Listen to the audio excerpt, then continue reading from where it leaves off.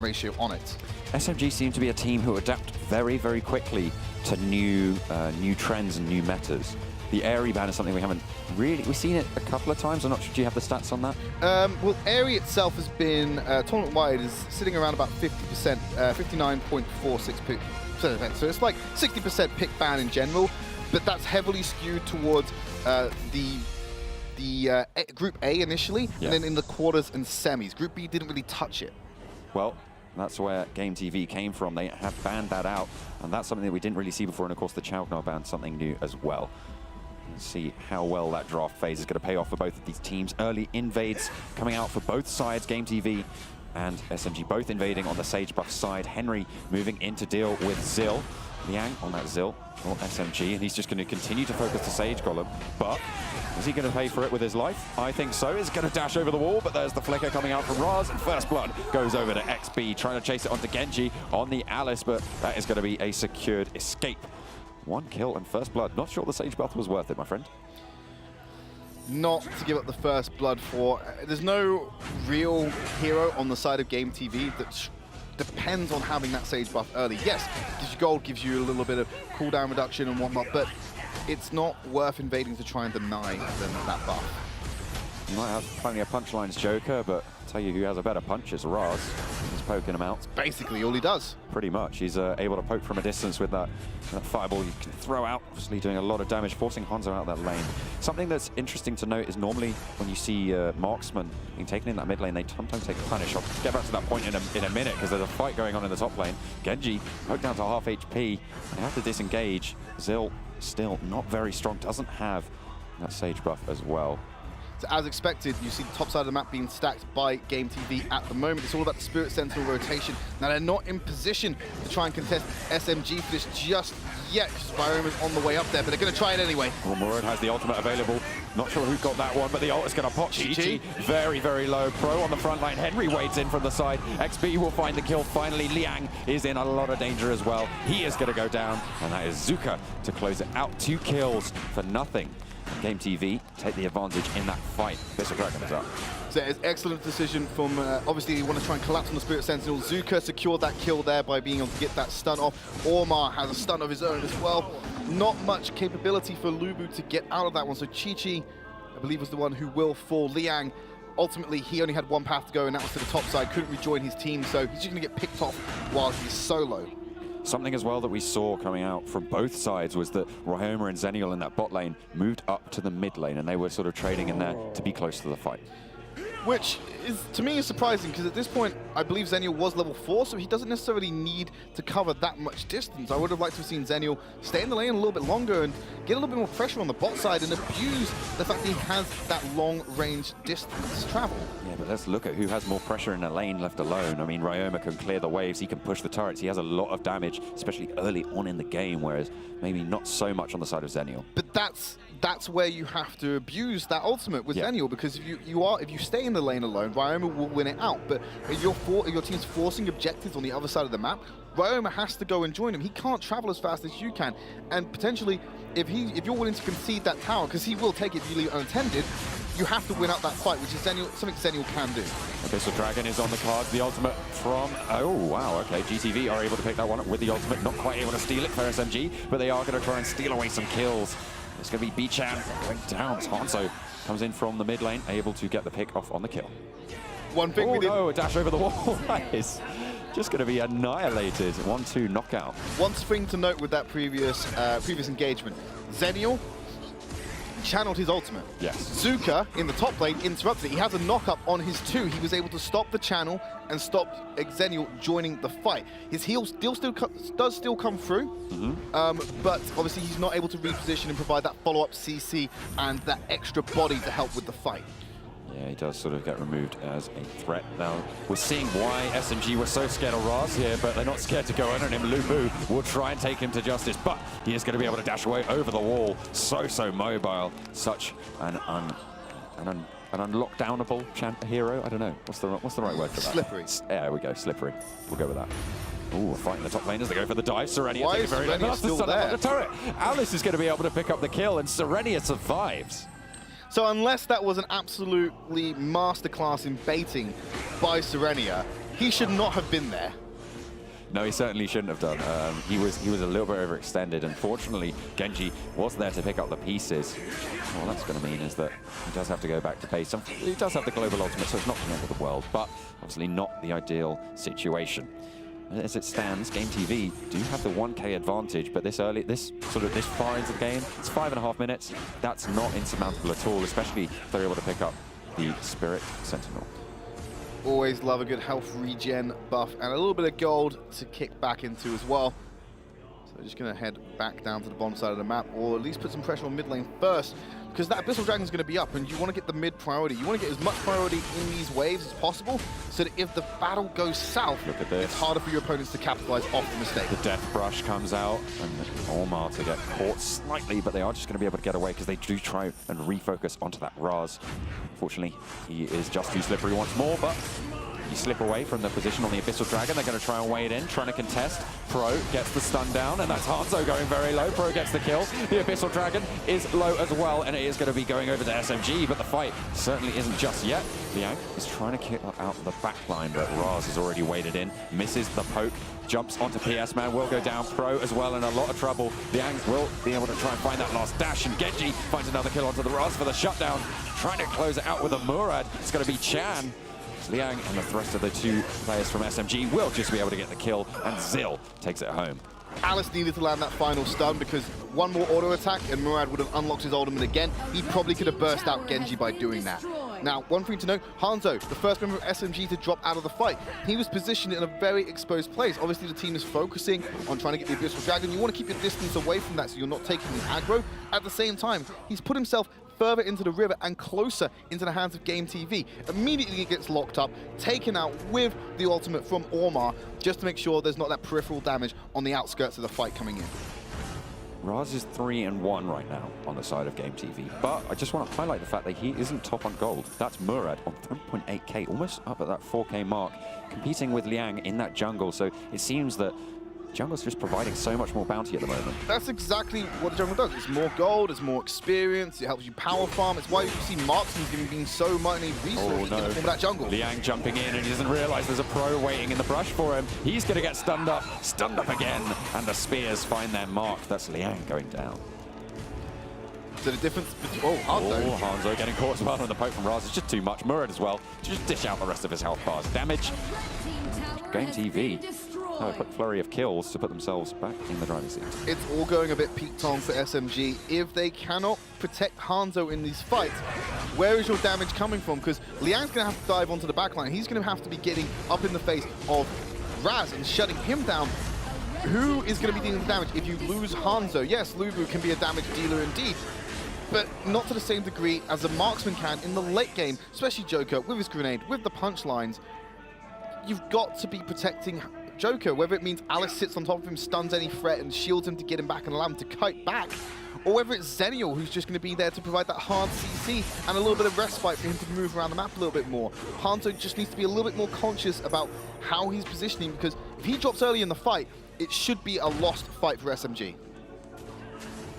You need to have that protective line. Sereni obviously looking to try and protect it. GameTV trying to protect their position on the Abyssal Dragon. SMG are over the wall. They've got most of their players there. Hanzo ready and waiting. Zenial obviously in the top lane can arrive at any time, but it's not going to be enough. Chan will secure the Abyssal Dragon for GameTV. I think at that point, SMG already know they had lost the Abyssal Dragon fight, especially with the channel time from Serenia.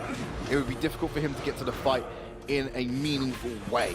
He would just turn up afterwards. As well as Henry being able to stun him out of the channel as well. Means he wouldn't be able to turn up necessarily, but Liang, he's got a lot of damage. Ryoma is going to feel that, and it's going to go down. A lot of damage returned onto it. GameTV with a bold early Dark Slayer at 9 minutes.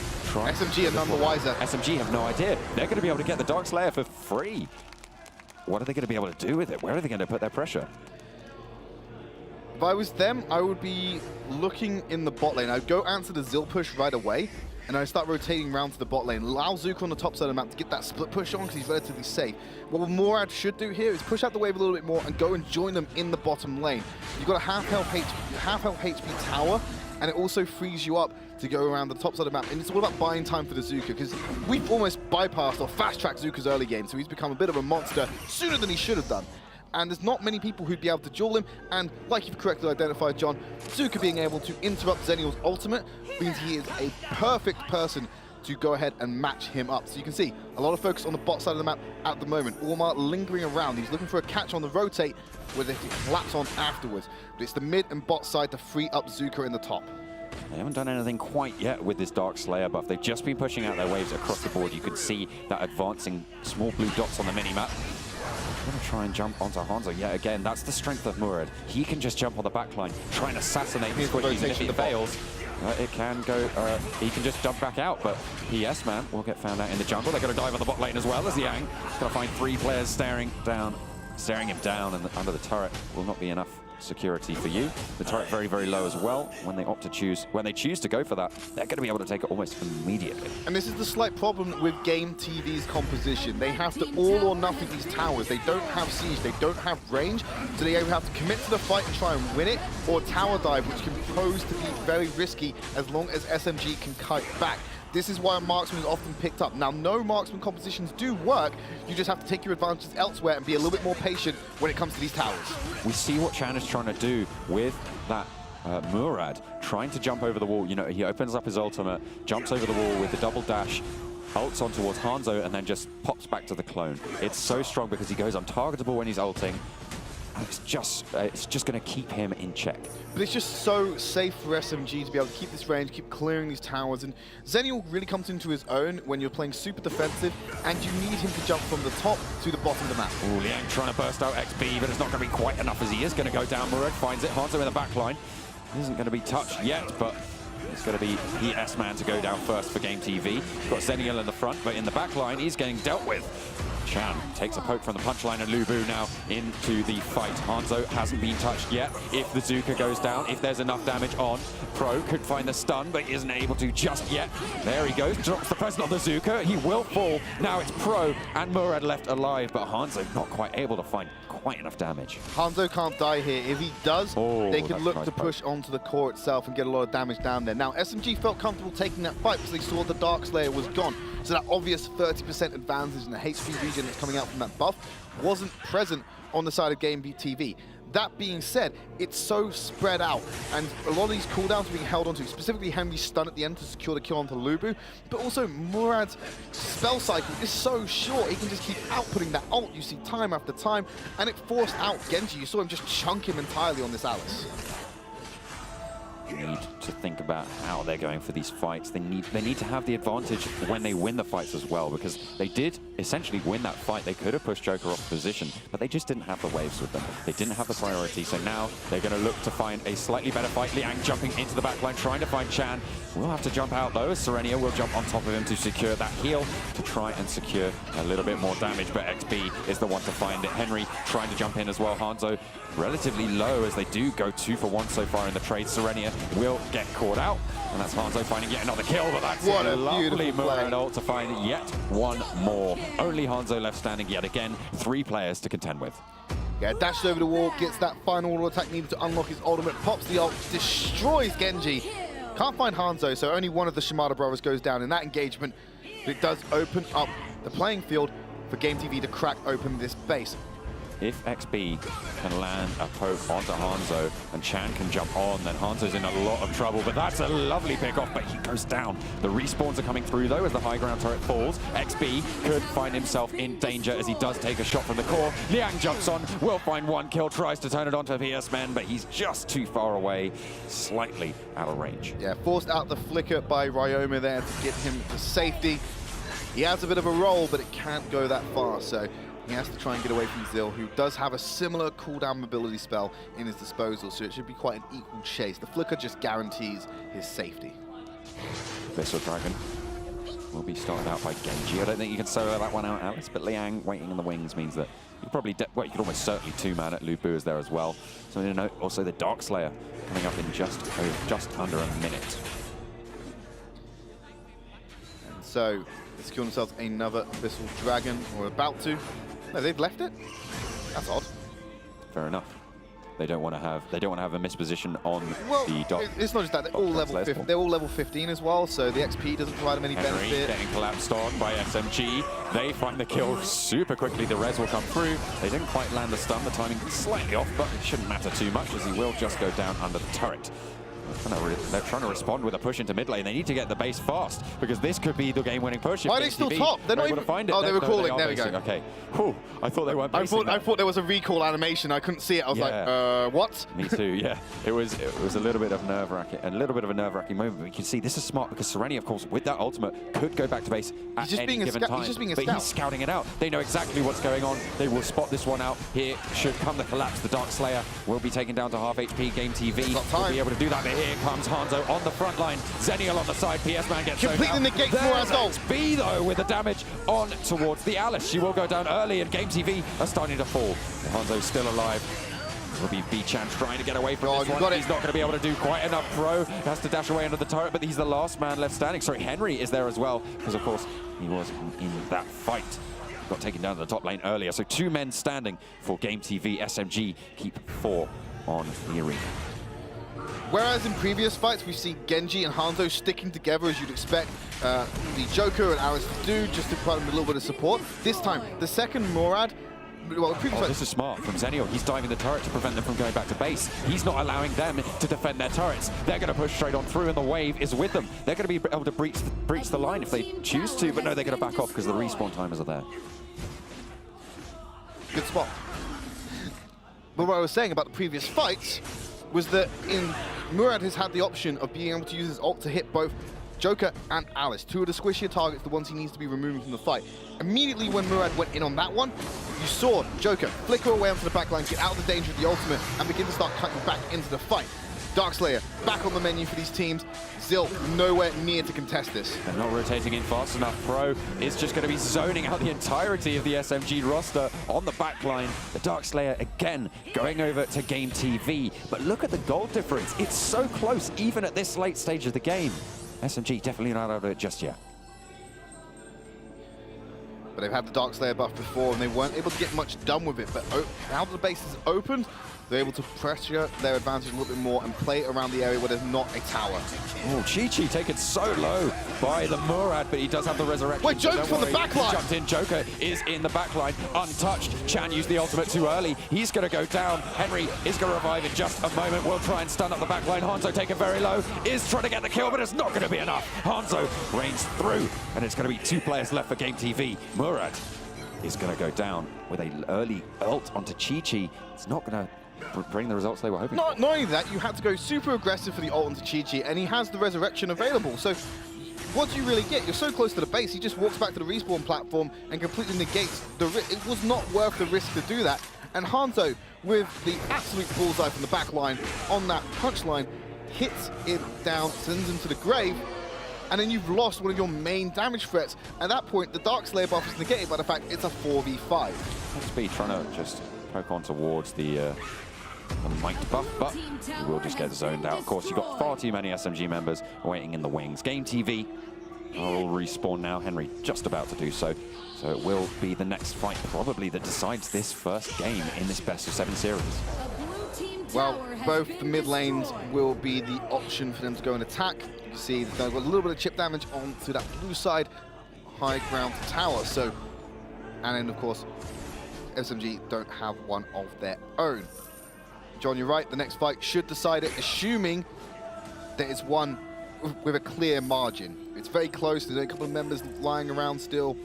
It doesn't guarantee the win. And let's look at the waves as well. They're meeting in the middle of the lanes, both teams keeping that pressure up, which means they will struggle to go for it, but with the death timers as they are, could be a little bit of a bonus. I think we're going to see the clash start to happen. PS Man will start onto Genji.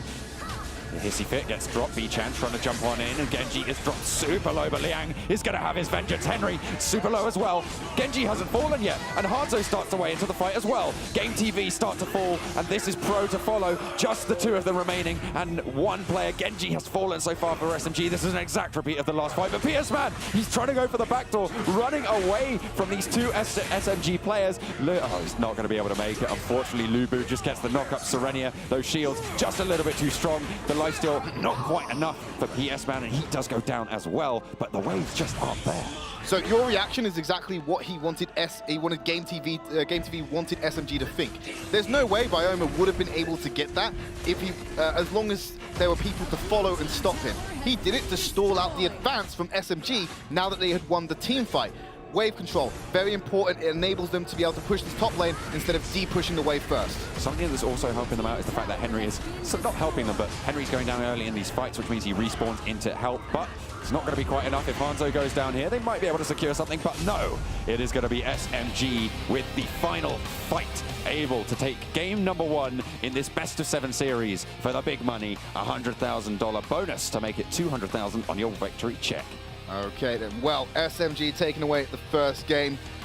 It was nice to see that Hanzo fixed his early game mistakes, his positioning errors on Joker. I think after that first time we called it out, extremely aware of it, holding on to his flicker to get out of those Murad ultimates, but also just positioning better as well. I think greed cost GameTV a little bit there. You saw Murad jumping in for that greedy attack on Lubu, knowing full well he'd just resurrect. Yes, it's important to take that away so it's not available in the next fight.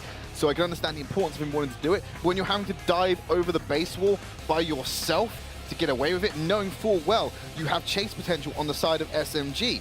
You know, you have Lubu who can jump over the wall, lock you up. You have Alice with the stun, Zenial with the knock-up. There's so much lockdown, and it's dangerous for you to take those solo plays as Murad without the distraction from the rest of your team. So I feel like that allowed SMG, was part of the reason SMG were able to come back into this, use that man advantage, and take out the Darkslayer buff, when really, GameTV should have been posturing to end the game there. They've already broken the base.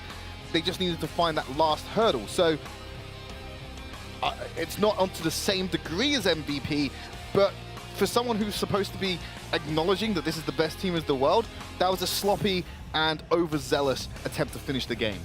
Maybe they can patch their wounds, though, for game number 2. Of course, this isn't a sprint, it's a marathon. Best of 7. Take it out of the best players in the world, certainly. Let's take a look at the damage stats. So, as expected, Bachan carrying that one by himself. 28.3, 113,000 damage on the Murad. And then when you throw it to the other side, it was Liang. Obviously, he was dealing a lot of damage, but I still... That's so close on the damage stats, I have to say, from Liang and Bachan. Very close, but I need to point out that it's actually... I feel as though it's Hanzo who's the one you need to be looking at on this one. Yes, he didn't deal as much damage as Liang, but his damage was the one that counted. It was more targeted, it was more controlled rather than the AoE. And there's damage taken as well, 11.3%. That's some of the lowest damage taken we've seen sort of across a lot of these games, which just shows how well he was able to fix his mistake of positioning in those late game team fights. Very true. But there is a limit on how much damage Joker can take, because his HP bar is going to obviously be less, so the damage calculated is obviously a part of the total HP and damage taken. So the marksmen always have an advantage from that. You're looking for marksmen with 15 to 20% being the danger zone of where you should be taking damage. You see there, that was actually a pretty crucial highlight that we saw. Murad actually chased on towards the Hanzo and was under the core, a little bit overzealous. If they'd have just stayed back, they could have got onto the core as a team, and of course they didn't have the physical damage to sort of go for that aggressive push onto the core straight away. Hanzo being the only member alive, and they probably wouldn't have been able to deal with it, because Raz could have jumped straight on it. Right, but yeah, they were close to respawning on the side of SMG, though. They had a very brief window in which they were to look to try and end that game, and they just couldn't do it at the moment. So you can see Hanzo in that fight, positioning on the side beautifully. And again, just keep your eyes on Joker in the top of your screen. He is remaining untouched, hasn't been hit just yet. Still, that's the first bit of damage from Bachan, and that was just some AoE that hit him. He was completely unscathed in those fights. Okay. Well, yeah, just going back to the point about the core. Yes, you can take down the Joker. The plan was to take down Joker and stagger the respawns, hopefully do it safely themselves. They could not end the game there. They didn't have the wave and the respawns were coming in. Even if they wanted to play safe and be a 5-man unit, you miss your window of opportunity, because by the time you're ready as a 5-man unit, they also have 5. So I understand the necessity to make the play onto Joker, but it was well played by Hanzo to bait it even further back and force a situation where if you back out now, you lose anyway. You may as well just commit to it and force out the kill onto Hanzo. I believe we're going to be getting underway with the second set pick and ban relatively soon. So GameTV have to adapt their strategy. They have to figure out where they want to be putting their preferences in terms of their pick ban. We saw something new come out from SMG in the form of the Chaugnar ban that they had been favoring sort of picking up in previous games. Is it going to be the same sort of bans and picks, or is it going to be different? Well, we're jumping into the second draft to find that out now. So SMG on the red side yet again for this one, and GameTV are going to kick things off with a L'Oreal ban. And the Airy ban as well. This looks very reminiscent of the last draft. Same exact ban so far. So if we see the Malok ban, that's going to be a hint as to what we're going to see next. But it's going to be in the hands of them. Yep, Malok goes down. So Malok being taken off the board, I think it puts a little bit more priority on Zenial, just having that initiation tool and having that distance traversal skill under your pocket. I think Zenial's going to be a contested pick in this one. It did work to great effect for SMG in that lineup. It did keep Alice alive in one of those later team fights when Alice really should have been dead. And it also meant Ryoma didn't actually have the effect that he was potentially wanting to go for. Chaugnar does get banned away, so the same bans as last game. SMG looking for a repeat performance, and you can see why. The 1-0 scoreline is sort of self-explanatory. So we did see Henry on the Zuka interrupt Zenial's ultimate, and that is a threat that's always going to be there. I feel as though GameTV could have abused that a little bit more. They often found Zuka pathing down rather than tracking Zenial, because if Zenial leaves the lane, you've already got the pressure in your control, you just follow him down. You could abuse that a little bit more, I feel, on the side of GameTV, rather than allow him to get out of vision and get that ultimate off without you knowing about it and being able to interrupt it. You should be sticking to the Zenial like glue as long as it's safe to do so. Zill and Lubu, maybe. There we go. Exact same draft so far. This is something that we've seen a couple of times coming out from these sort of longer series. In the drafts are the same because they both think that their draft strategy is good. It's the right move against their opponents, but they just think their play is the thing to be improved. That remains to be seen. Of course, you do have that little bit more of a buffer because you've got 4 games that you need to achieve, so you can try it again and afford to take that loss against the other team if you so choose. If we're going to see the same matchup, we're going to see the Ormar Raz pick it. Taking a little bit longer to decide whether they want to roll in with that, though. So might be some variation coming out, but if they wanted to play it how they have been the entire time, Ormar would be the pick to take here. They could take away the Zenial, but they are hovering the Thane. They haven't played the Zenial in this tournament so far. They've only banned it away. Okay, so Alice being hovered now. With a Raz that, not too sure they want to do that. Yeah, okay, fine. So they're going to go back to basics. It was interesting that they would hover Alice, because that's another hero that they have played. Alice would be a good option. They've been playing it in their matches. Why not take it away? Exact same draft at the moment on the side of SMG. And everyone. And they can still pick that Alice if they want to, assuming that GameTV don't take it away now that they're recognizing the pattern with this composition. I think if they're going to change something, it's going to be this Murad. You could change it out for something like a Necroth. Something that's maybe even a Zephys that can move into the later game and still have some utility as well as just that straight-up damage. Necroth could be a good answer. Zephys as well. Both very popular picks at the moment. Something that we haven't touched on. Well, we didn't touch on the Violet because we didn't think it'd be an issue because it's not really been played much. That is down to the ban rates that's obviously been used against them. GameTV playing the Violet, they've only ever banned it. They haven't played it in this tournament so far. But Violet's one of the most hotly contested pick banned heroes. Yeah, I think you have to give Henry that Zuka now knowing that Serenia has got the Zenial. But they're going to be removing themselves a support in the form of more damage. So they're going to have a backline, long-range poking carry to contest with Hanzo's Joker. And a very fast lock-in for Thane. They don't want to run that Alice again.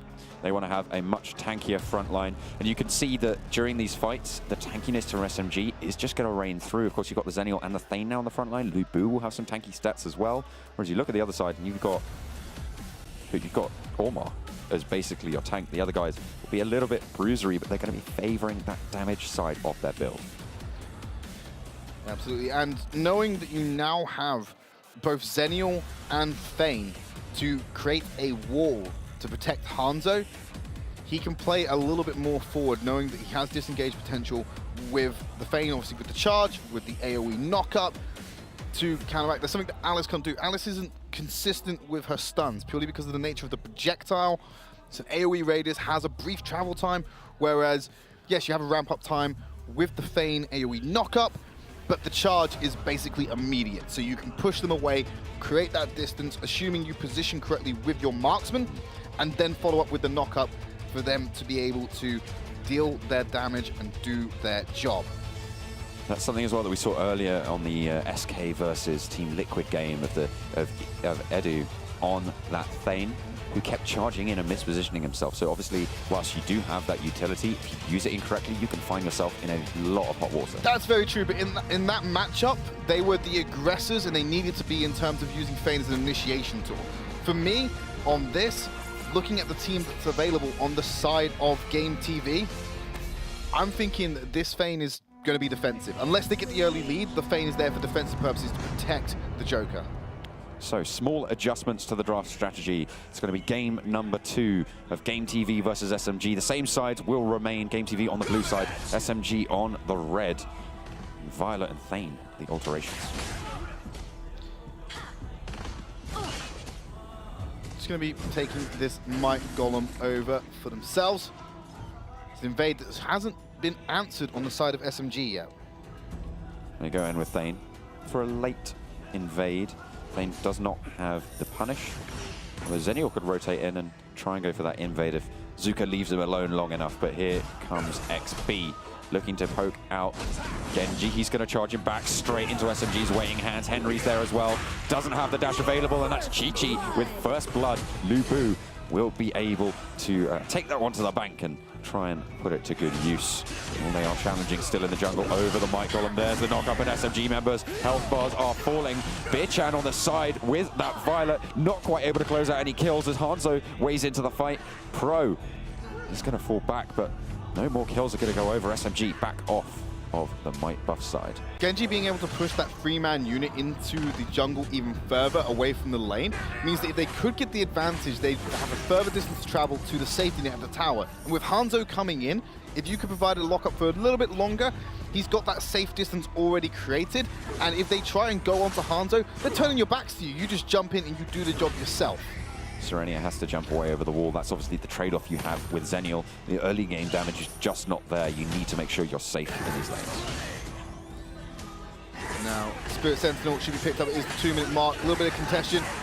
Oh, didn't see quite who it went over Pro to. got that. There we go. So the double man knock-up as well from Genji will not be favorable for him, as it is Violet to be able to pick up one of those kills. Obviously one of those marksmen that will scale into the late game. Super strong.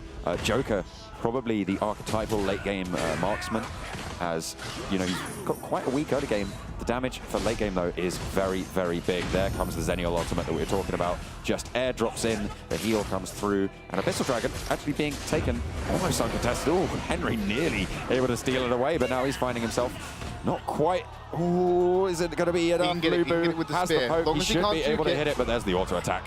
He's just going to zone himself away, but over in the top lane, Liang backed up underneath the turret. Serenia is going to get stunned up and taken down. Feign with the double knockup will turn it back on though, as Pro, oh, taken very low as well. If one more minion dies, he can get the execution, but I think they've identified that and they will retreat off, because Feign could just drop the sword on top of Ormar, and it would be an instant kill, just like that. There's the Gib on towards the Ormar, and SMG have the early advantage. The knock up onto Chi-Chi is just going to force him back in the bot lane as Zuka arrives to take that pressure.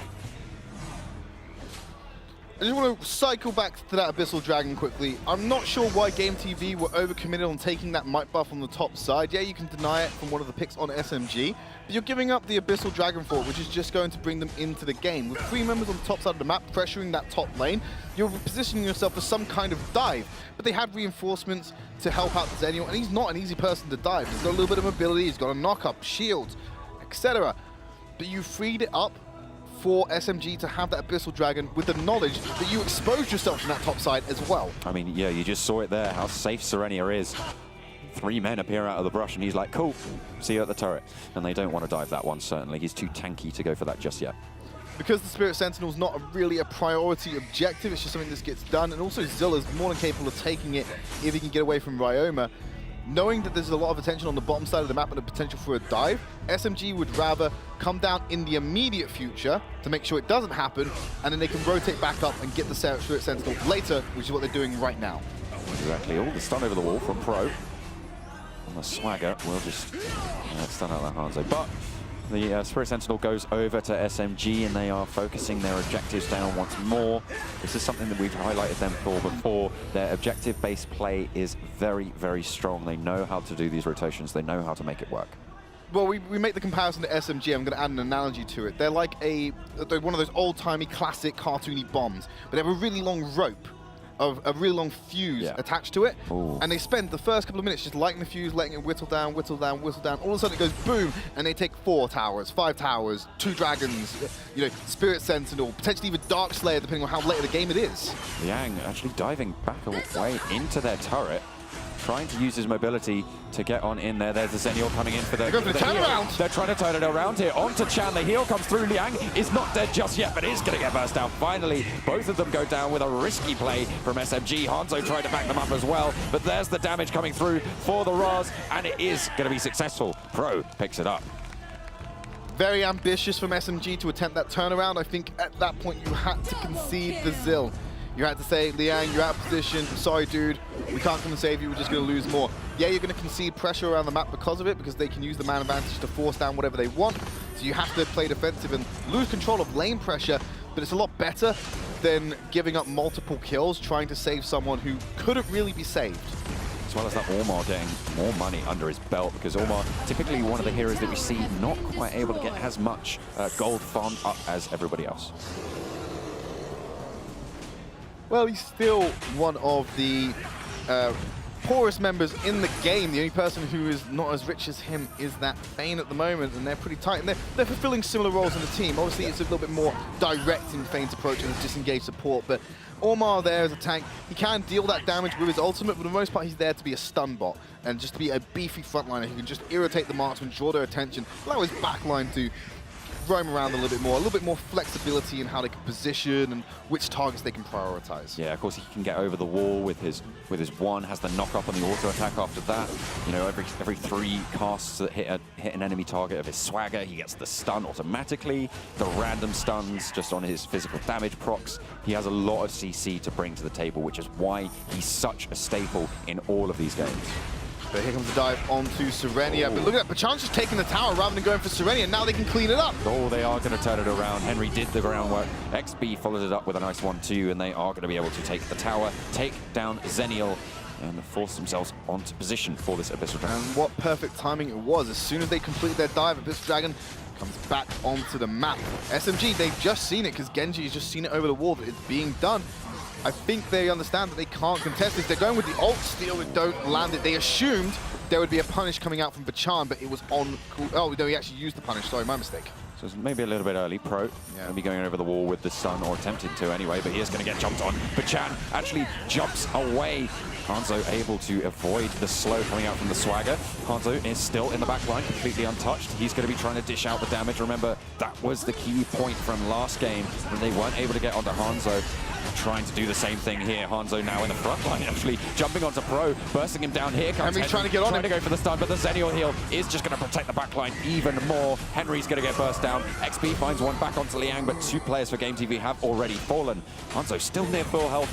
PS Man trying to find something on the sidelines, and XB trying to follow it up, but the presence, so much damage, and there's the auto attack to close it down. The double stun is going to allow Ryoma to escape, but 3 kills for SMG in a beautifully orchestrated team fight. It was wave upon wave of initiations from Genji. He wasn't playing defensively for Hanzo, he was playing aggressively for Hanzo. They're at this point in this game. Oh no, you can't step up like that, Hanzo, but Chan's just going to roll on. Oh. Didn't quite manage to get the damage there. Saying he was playing aggressively for Hanzo in the sense that he was able to jump in and keep knocking up enemies, locking them up. So it does work in a defensive way if they can't approach onto him, but he constantly CCs the enemy and allows Hanzo to come in with these grenades, come in with the punchlines, and get these clean kills and layer damage onto the enemy team in just waves that are cycled around their cooldowns. You leave him alone, he's going to be playing plenty of practical jokes on you. And it's a great decision because whenever they were attacking, they were leaving the bush, which means they weren't providing vision inside the bush, so they could just fall back and forth, and they wouldn't know whether they were still there in their entirety or whether they had peeled around to another direction. So it allowed that illusion of disbelief. The turret falls almost immediately. Henry has to back off. As long as the Abyssal Dragon is spawning as well, SMG have the advantage here. Pro will get spotted out with the Zil ability. We'll give them that sound cue to let them know they are there in the brush, or there is someone anyway. The mid lane turret for SMG is relatively low, so if GameTV can get a smart rotation off, then potentially that could go down. The Abyssal Dragon, however, is going to go over to SMG. Their third of the game, so they haven't got just double of the Abyssal Dragons GameTV have. They've got triple at the moment. Seems to be a running theme when it comes to objective-based play. Genji trying to jump on, they're not going to find anyone, and Pro is going to try and run in on the back. Hanzo still in that brush, waiting, and is going to be able to jump onto bench. Oh no, that's a massive chunk of damage. Genji not quite able to find it with the final blow, but now going to try and turn it onto XB instead. Hanzo is down to half HP. The dash not quite landing himself in that punchline, but Bichan almost going down with almost 100 to 0. Give it a couple of minutes, and it's going to be just that. Turret actually going to target, and there's XB going down with Hanzo, and the ultimate Zenial drops in. They're going to be able to take the turret without much contention as well. And SMG are going to run on through towards the enemy base. GameTV trying to put up a front. There's the ultimate from Genji as well. Bro, so low. Seems like he's not having much luck, as apart from that kill earlier in the game, his ultimate execution not quite coming through. Okay, so one thing to note about Hanzo, when he started that fight, it was very dangerous, and I think he didn't position the ultimate correctly, because I think he was expecting to jump over the wall, land a grenade, go back onto the other side of the wall with the safety of his team. Instead, he got cut off just short in that bush, and he did enough damage to Bichan to trigger his team to go, right, we can win this fight. Oh, Hanzo could get caught out here, but he is able to jump away. They walk into the brush, and he leaps on backwards, and they're going to try and re-engage off the back of this. They have the Thane front line. They have Serenia as well, and there's Liang capitalizing. Pro is going to fall down. Oh, Genji, what are you doing? Going in versus 4, there's the knockup. They have to try and find something, but Hanzo, who's far too far forwards, takes the poke from XP and Bichan. Liang is going to have to dash away, and SMG scuff the end of that fight. GameTV trying to chase on towards it, but I think they're just going to be able to get away.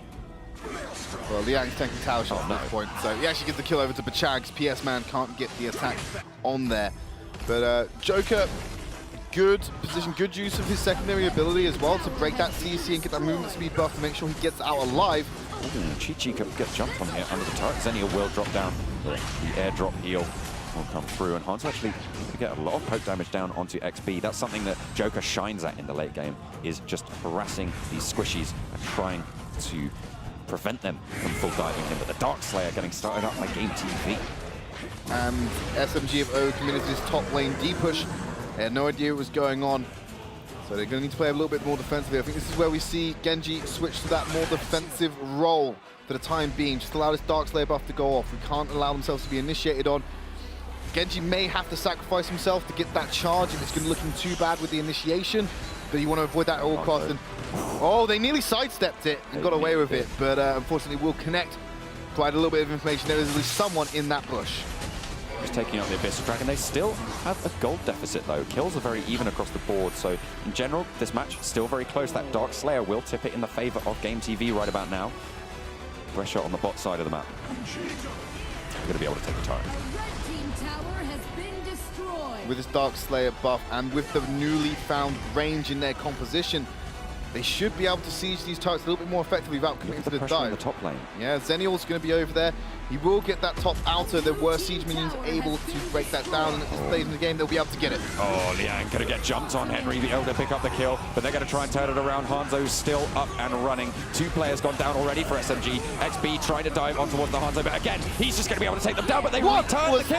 Zenial is the only man left standing for GameTV, and they have a chance to end it right here. The turret will go down. They have the siege minion, they have the wave, but it's not going to matter because PS Man just going to jump on. The core is exposed. GameTV are going to be able to take a game back. The series goes even, and it's 1-1. GameTV versus SMG. Tying the series out. They used the Dark Slayer buff. Really, SMG should have been aware that that was an option, taking the Dark Slayer and then using that to pressure around the map. you know they've got Dark Slayer, so effectively you need to treat it like it's a constant 6v5 for the time being, and then some, depending on which heroes they've got in their composition. You know Zenial's in the top side of the map. Yes, he has that reposition, but he has the channel time, and somehow you end up getting caught out, forces Fane to go ahead and do that sacrificial play. That's why he was isolated. He got down and charged him out of the fight to try and stop the initiation. Going to concede himself. He dies, the initiation carries on. Zuka jumps in with the stun, gets the exact target he wants to get, and immediately Hanzo's put on the back foot and he gets decimated when he attempts to go for a sneaky kill to just get some kind of consolation prize or slow the tempo. Damage. Yeah. So we're talking about Joker's damage, 84,000. It's Bachan's damage, 90,000. But if you can just look at the damage to heroes on the side of SMG, that shows you how important keeping Joker alive is to this team. 43.5% is probably the biggest stack percentage of damage we've seen all tournament on one hero. But when you've got the Thane and the Zenial, they're not going to be pumping out the damage. So, I mean, it kind of makes sense, but it just shows how Liang wasn't quite able to do the job he was sort of built to be able to do. You know, Zill trying to go for the assassinates on the backlines and trying to burst people down, but he just wasn't able to make it happen. Bachan constantly able to get away with the CC from the rest of his team, just protecting him with that line of defense. And SMG, unfortunately, not able to close the second game out. Liang going onto Bachan wasn't the problem. There was enough pressure on Bachan in the mid-game. The issue was that there wasn't enough people dealing with the likes of Zuka and Ryoma, who are highly mobile. Zuka's got that stun leap. He did whiff it a couple of times, missed the ultimates. When he landed them, he made them count and he forced them out of the fight. Violet needs to die in the same way that Joker needs to die on the other side to level things out. If you look at the damage taken by Violet, she accounted for 20% of her team's damage. That's way too high. Violet was actually a liability in the early to mid game because she should have been able to avoid that damage taken. The problem is SMG not identifying the Dark Slayer, and the problem is them not being able to close the game out a little bit sooner, knowing that you had a stronger mid game, undeniably. Well, there you have it. A game one back for GameTV, showing that even against some of the best teams in the world, or potentially the best team in the world, they are not going to go down without a fight. They do bring the series even. Of course, it is a best of 7, so it's first to 4. They are definitely at the start of a long, hard game session. See if they're able to continue that performance going forward in these games. Just waiting to find out whether there is a brief delay between the matches or whether they're going to jump straight into them, because this is a long series, so I think we're going to have some pauses in between some of the games.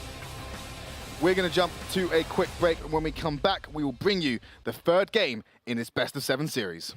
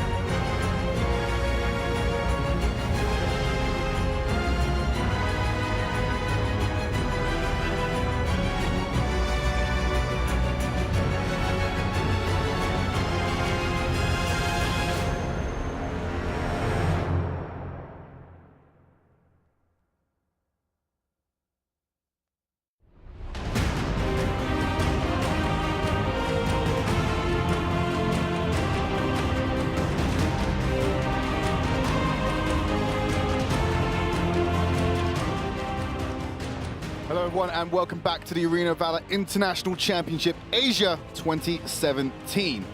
We have just had game 2 of our best of 7 series and it's tied 1 apiece. I'm Trid, this is John Allen Cast. We're about to jump into game 3 between SMG and GameTV. Yeah, they brought it even. GameTV with a surprise game number 2. They've shown a lot of strength in this mid-game sort of style of play that they're bringing out. That Raz really playing into that strategy specifically, which I don't think is something we've touched on so far. The fact that Raz's early mid-game is so oppressive and powerful. You can see why SMG were banning it out. Yeah, they were looking at trying to ban out the Raz. I mean, they only banned it in half of their games so far.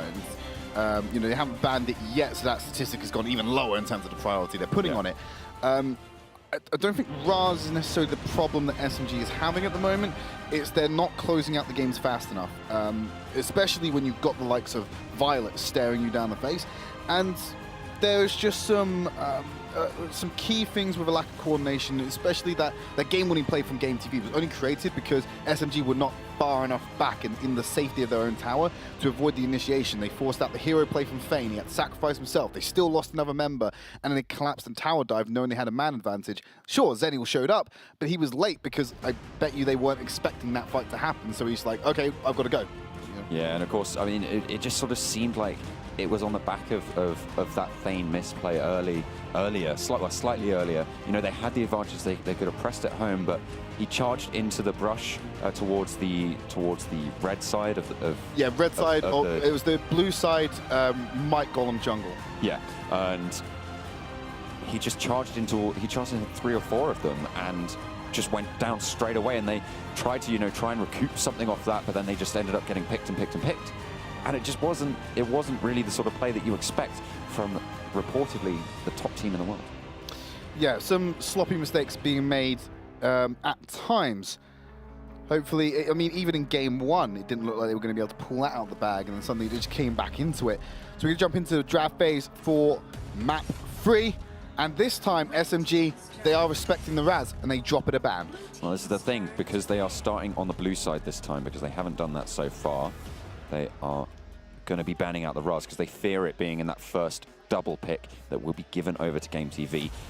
I believe both of these teams look like they're preferring the red side. Seems to be the stronger pickup, because obviously they're trying to get those 2 picks early into their pick ban phase. Too many powerful picks, not enough bans being the problem with the game. But of course, you need to scale the bans up with the number of heroes available. There's only 56 available in the Eastern region.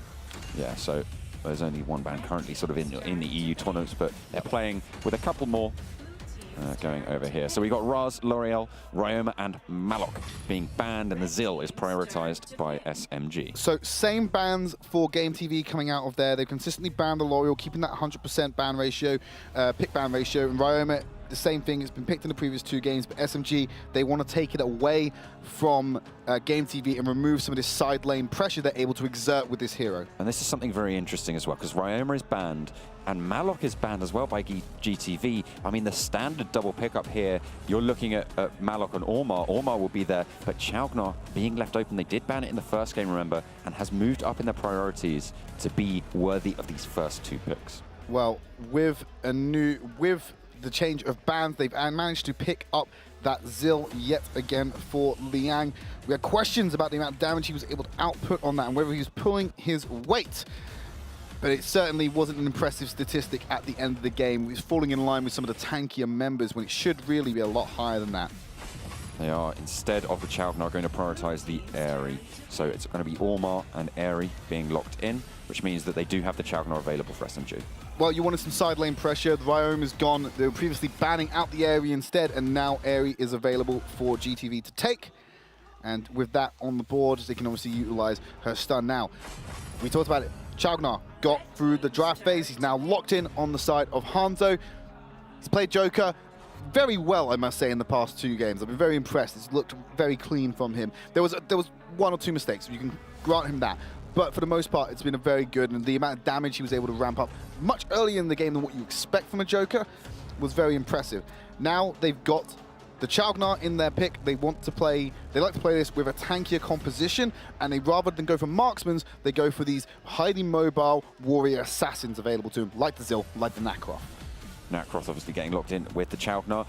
Both sort of top-tier mid laners. Obviously, you've got Chaugnar, who's sort of this new Surgeons, but the L'Oreal and the Raz both banned, means that Praetor could be on the cards here for GameTV, sort of that sat at that third place mid priority, potentially behind the Chaugnar, but we haven't sort of factored that in just yet.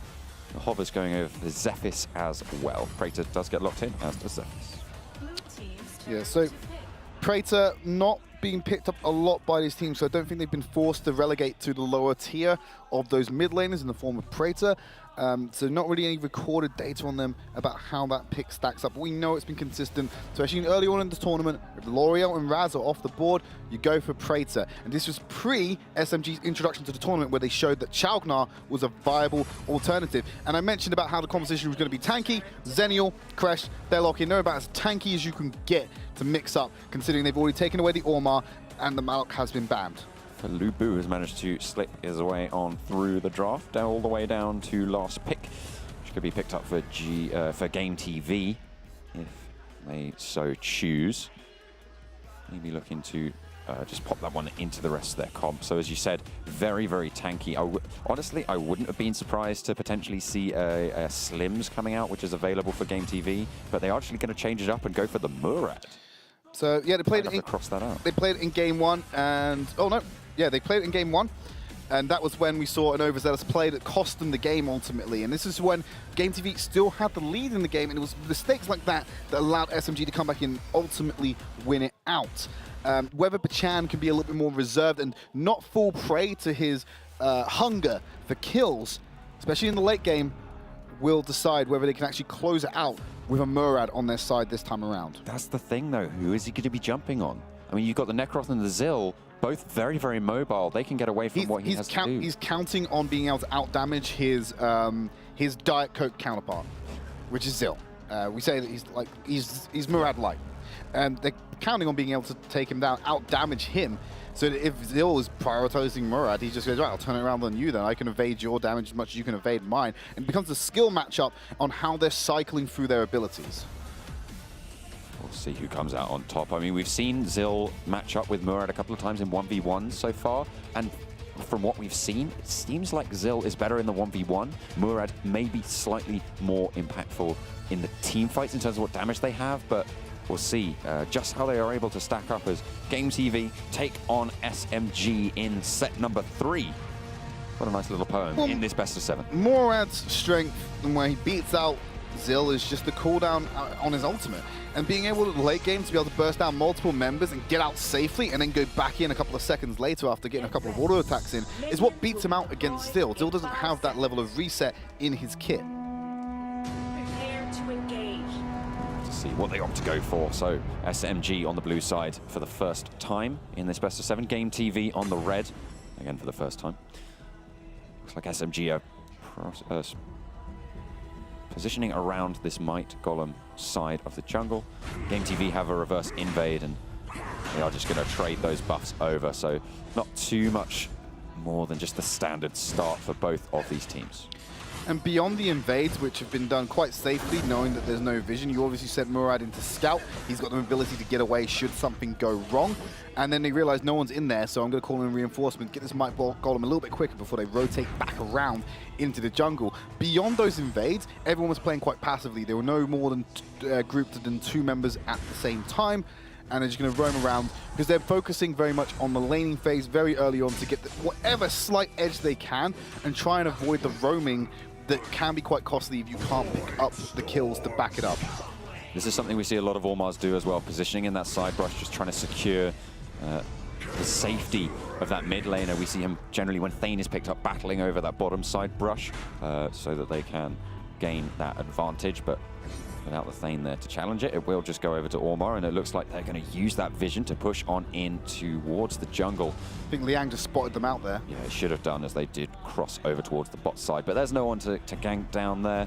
They are essentially either pushing the wave or wasting their time as SMG pressure in the top lane. That's such a safe position to take when the lane is being pushed out, to go into that, to see when people are coming down to enter your lane for a gank. Knowing that information, he's given that over to his teammates, and now they're trying to set up an ambush of their own. Oh no, Genji, you should have had that information, the jump across. Not quite able to find it, but the Zenial ultimate's there. Multi-man stun! Mura tries to drop the ult, but it hits no one. Here comes Chi-Chi on the side. First kill going over to Liang. They're going to try and take some more, though. PS Man and Pro both under the turret. Very, very low. Bichan is trying to trade the kills back, but nothing has happened just yet. Serenia is too tanky to be taking down the Murad, and they're going to go and continue this dive. He's got the mana for the knockup. It's going to fall. The knockup comes through. Liang finds another kill, and 4 kills for SMG in the first 3 minutes. They are off to a roaring start. And that all started because of Zill's vision control in that jungle. You see that ultimate from Bachan didn't hit anybody. No, none of that damage connected, and they were able just to continue, and that massive knockup from the Zenial was absolutely huge. That's going to give the Abyssal Dragon, ooh, maybe not. It's going to be secured by Liang. Not quite able to go for the steal. PS Man didn't have the punish as his talent. Having that vision control in the jungle, being able to give that information to the enemy to let them know that there is a huge presence of enemies in the bot lane. They could have 2 options. They either let them sit there and waste their time, or they think, you know what, we can win this fight early. I've got my ultimate available. Let's kick things off. Calls down allies from the mid and jungle, has the fight, dominates it, and was able to gain an advantage, a 2K advantage, less than 3 minutes into the game. And that's the prowess of Zenial. You can leave him in that side lane. You can say, you know what, just go farm up, get all the gold you can. We'll snap our fingers. You jump in when we say so. And that's exactly what happened. So now this is what SMG can do with this advantage. They've got a pincer going on Bachan at the moment. He used the ultimate already, so he's not going to be trying to use that for damage. He used it just to negate a little bit of that targetability and let his team flow in around him. And that was able to secure his safety for now, but for how long is that going to last? They're going to keep the pressure on in this top lane. He sent Genji round. He leashed the minions for Hanzo to clear out. So now they effectively proxy the wave, keeps them under the tower, so they can take the Spirit Sentinel. If they decided to rotate round for other objectives, it still leaves Ormar open for the dive. 3 men for GameTV actually moving down towards this bot side, but the stun from Eri isn't going to hit. Bichan tries to jump in, but there's the Zenial ultimate to secure what could be an engage here. Crash dropping the metal. Oh, deleted! And is quickly followed to the grave by Henry on that Eri, and Chi-Chi isn't done just yet, trying to follow it onto XP on that Praetor. He's going to be able to get away back underneath his turret. SMG finding all the picks that they need, and they are a little bit miffed after dropping a game against GameTV. Yeah, I don't think they're too happy about the XP. Caught out handedly in that jungle by Chi-Chi, and of course Serenia. Pro trying to defend that turret, but it's a losing game, my friend. You've got 2 players just bearing down on that turret. It's not going to last you too long. Mid turret open up as well. 7-0, 13.6k to 8.7k. SMG have all the cards in their hand. All the cards except the Joker. That's true. That's true. They didn't pick it up, but it doesn't seem like they need to. They don't need to pick it up if they can end this game in due course. Yes, GameTV are also lacking a marksman, but I feel as though the damage output coming out from that lineup towards the later ends of the game, especially with the likes of Praetor ramping up, as well as the Zephyrus and the Eri, it becomes too threatening for SMG, and I think they would be able to come back into it, assuming they don't fall too far behind. With the security that Serenia proves, though, it might be tricky to burst through all of the damage coming through, but GameTV are going to try. Serenia not tanky quite enough just yet, and is going to get taken down with the double team in the bot lane. Commitment on the bot side opens up the top side, and guess what? Chi-Chi secures that top outer tower. That's 2 in the bag for SMG. They're sitting at 5.4k gold in the lead at the moment. Around about the 6-minute mark, so they might be going for the 1k gold lead a minute. Ooh, and Necroth so threatening in this sort of mid-game situation. Only 1 kill going over, you said, to the Eri. Well, Henry being able to use that to his advantage, try and scale that up, continue to pressure, but a 6-minute Darkslayer on the guard for SMG. They are unaware here for GameTV. They're going to try and rotate in. And they're putting Genji in a position where he can disengage with the Metamorphosis to stop them from getting to the ult. Onto it. He's not even going to need to drop Metamorphosis. Could go for the stun, but that's the Darkslayer immediately, and SMG just rotate away. Zenial still in that bot lane, going for the push. We might find out how that's going to go in just a moment. That's a shame. Yeah, unfortunately. Oh, we're back. Oh, we're back. Okay. So he is in that bot lane. We'll find out. We are going to find out how that is going to go. Like it never happened. It's unfortunate. I mean, they were obviously the stream was obviously as surprised about that early Darkslayer as we are. Yeah. Couldn't quite catch up to it.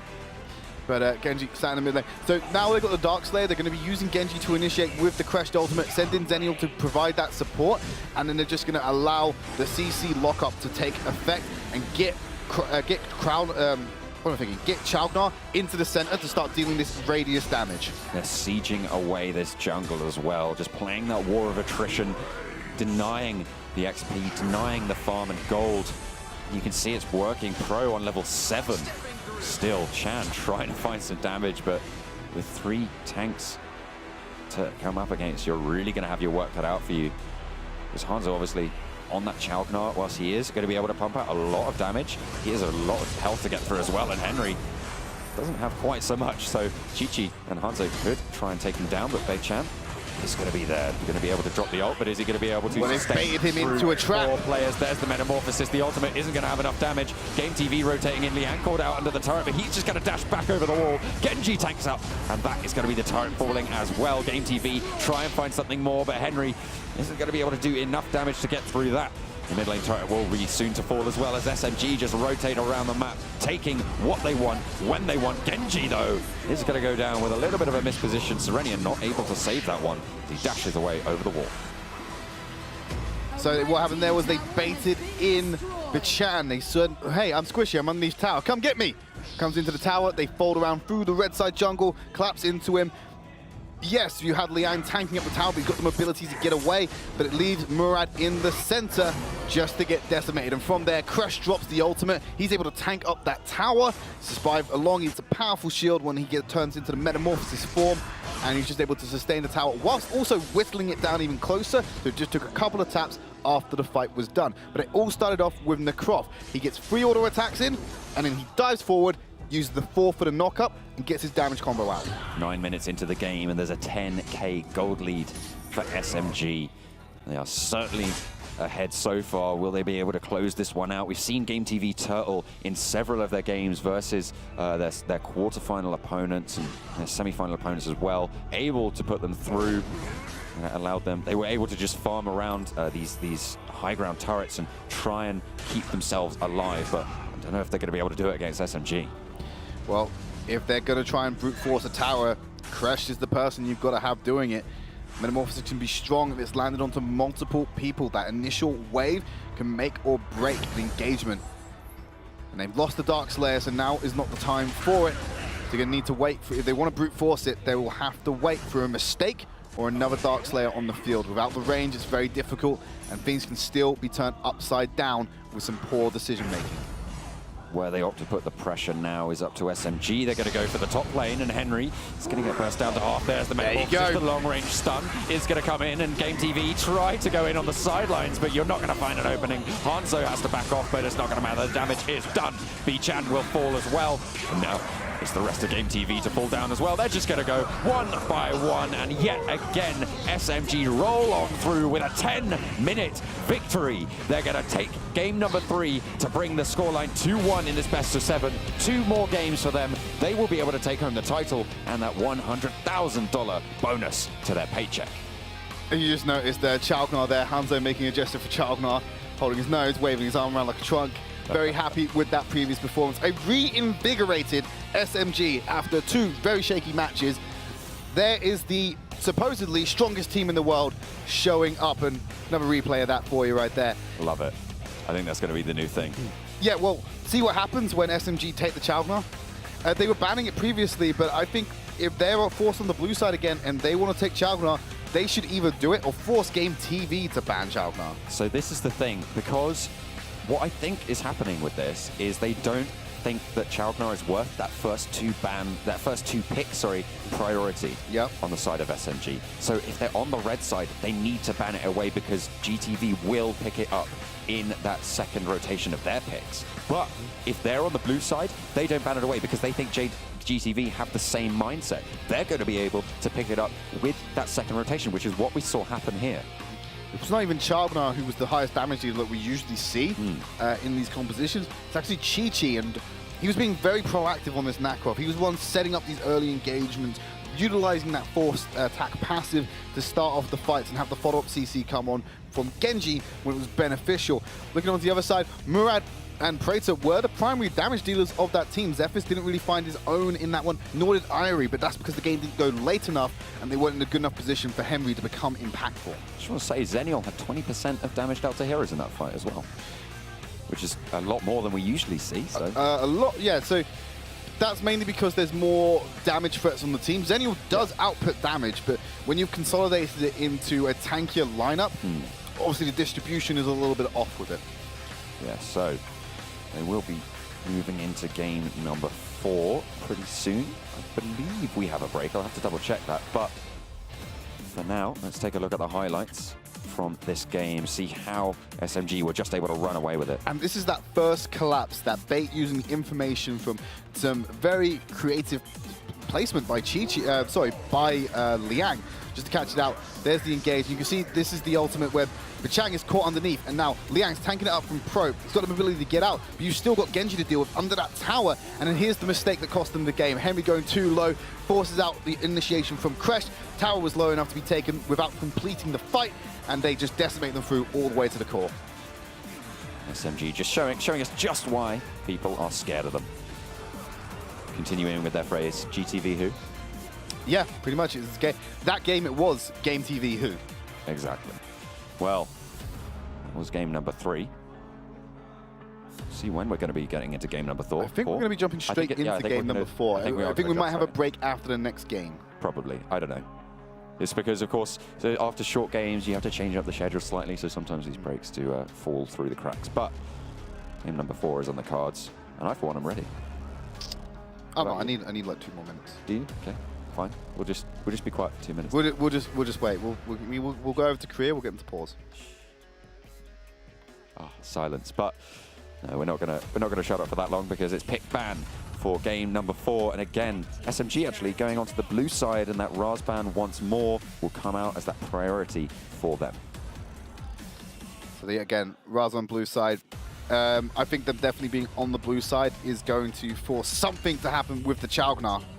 I don't think it can be ignored, but Nakrov actually being the ban to take that away from Chi-Chi, they correctly identified. He was setting up a lot of the action on that side of the map.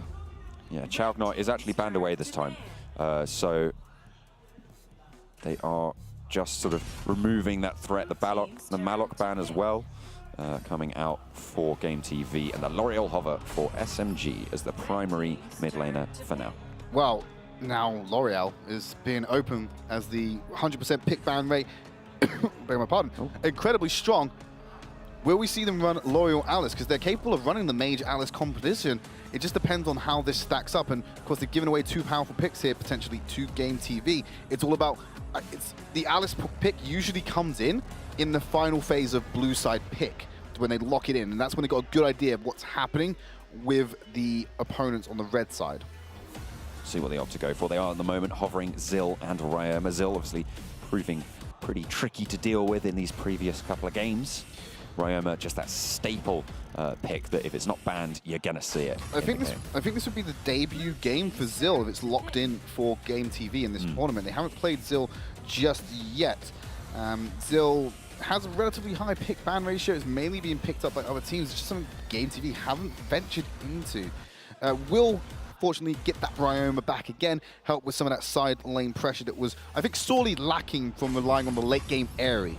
Yeah, and there we go. Well, late game Aerie will be coming up against them, and also the Zenial being locked in. It's such a crucial pick that GTV seem to not have really be too worried about, or trying not to take it away, but it will be locked in by SMG in their second rotation. They're going to be able to get themselves, well, here we go, GTV. They're hovering the L'Oreal because they've seen Aerie, which is often comboed with the Mage Alice combo, and Zenial as well, a hard tank. They're going for the denial here, but I'm concerned that GameTV won't have enough resistance on their team. It's looking very compromised in terms of how tanky they can be at the moment. I think this is a desperation move to stop this Alice L'Oreal combo coming out. And this screams to me, pick Murad, pick Murad.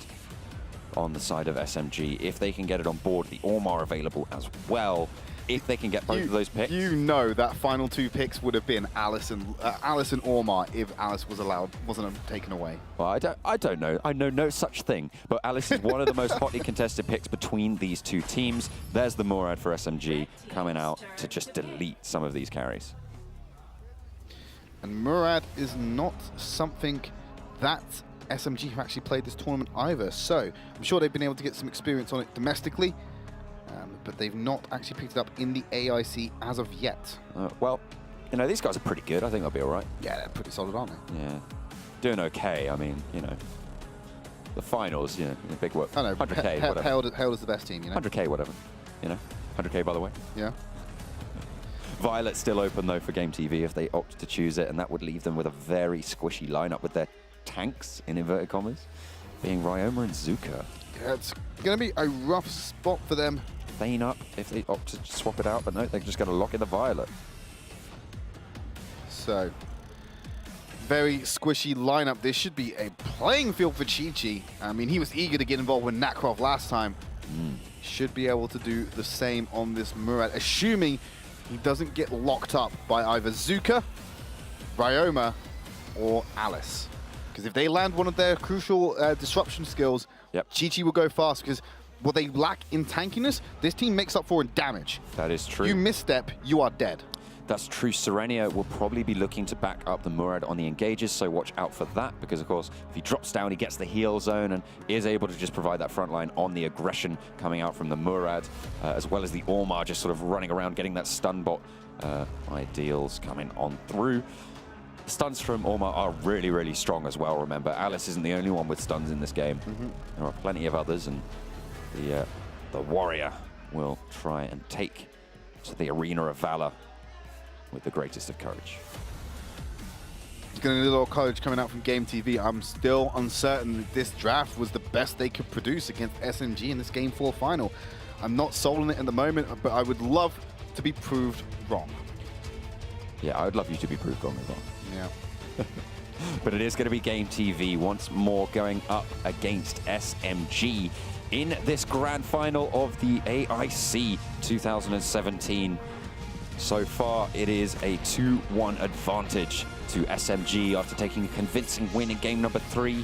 Game number 4, though, is ready to get underway, and with some changes to the pick ban phase, could GameTV be in with a shot? Potentially, but they've got to be reeling from being so close to beating SMG to just being absolutely dominated in the previous game.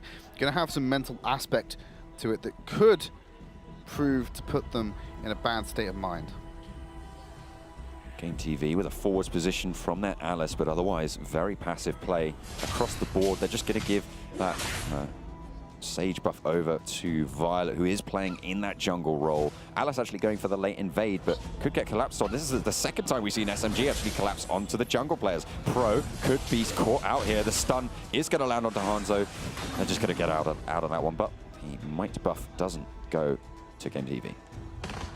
So being able to retain over their buffs, Ormar, we said it last game, he's going to be circulating in that mid lane, getting vision, being almost the quasi-support of the team. He's going to be denied certain resources to do certain responsibilities for the team and take on a more defensive role that has been seen before with similar compositions.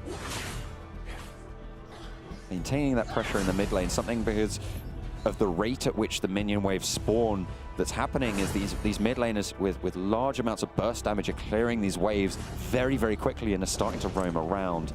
As you can see, L'Oreal will just burst down that wave, go and take some jungle camps, try and maybe put some pressure onto a side lane and be able to get back before the wave crashes into each other. That's something that is something that happens in AoV just because of the rate of those spawns. So it's interesting lane dynamics here. They've rotated around to the bottom lane with Zuka, Alice, and Violet. This tower should go down fast. Liang comes straight into the stun. Oh, Alice lands it, but Henry takes a lot of damage. Hanzo able to trade the kill, but the first blood goes over to Henry, so the bonus gold is his with Abyssal Dragon on the cards as well. They have lost one of their tanks. Well, here comes Genji and Chi-Chi. Chi-Chi. Genji, one of the enemy tanks. There's the Murad to secure the kill on the Abyssal Dragon. The ultimate will do so, and the 3-man stun prevents anyone from GameTV going for that punish. They don't even need to fight that. They go in when it's low, they stun. Murad uses the ultimate to secure it, and he dashes away. The stun's still going on, and you're left there trying to fight an Ormar, who's pretty tanky himself. He's still got heal available as well. He'll be able to walk out. So SMG, recognize they're weaker on that side of the map. They just lost a member of their team, but there still are ways to secure these objectives. And they go in with a creative Ormar and Murad play. You better recognize, boys and girls, these SMG players aren't here to play around. This is a serious tournament, $100,000 bonus on the line. Obviously, whoever wins this doubles their current guaranteed paycheck, which is a lot of money. It's a lot of money. A lot of moolah. I'd be very happy if I was able to get that. So that sort of money just well, you've got to work. divide it by 5 though. Yeah, that's fine. I'll still take that. Yeah. Oh no, only 20,000. That's okay. Well, maybe you might say that. Wow. Bit of BM. Yeah, well. Yeah. Just a bit, but GameTV are going to have some of their own. As Liam Layer does get jumped CC. on again, they're going to layer the CC down. The stun's coming through, but he has some CC of his own. He's going to be able to dodge away out of that, and Chi-Chi is going to turn it around. They haven't taken him down just yet. Finally, is going to fall, but that's not going to matter as they do lose yet another player. Henry goes down on that Zuka. Chi-Chi is being such a nuisance at this point.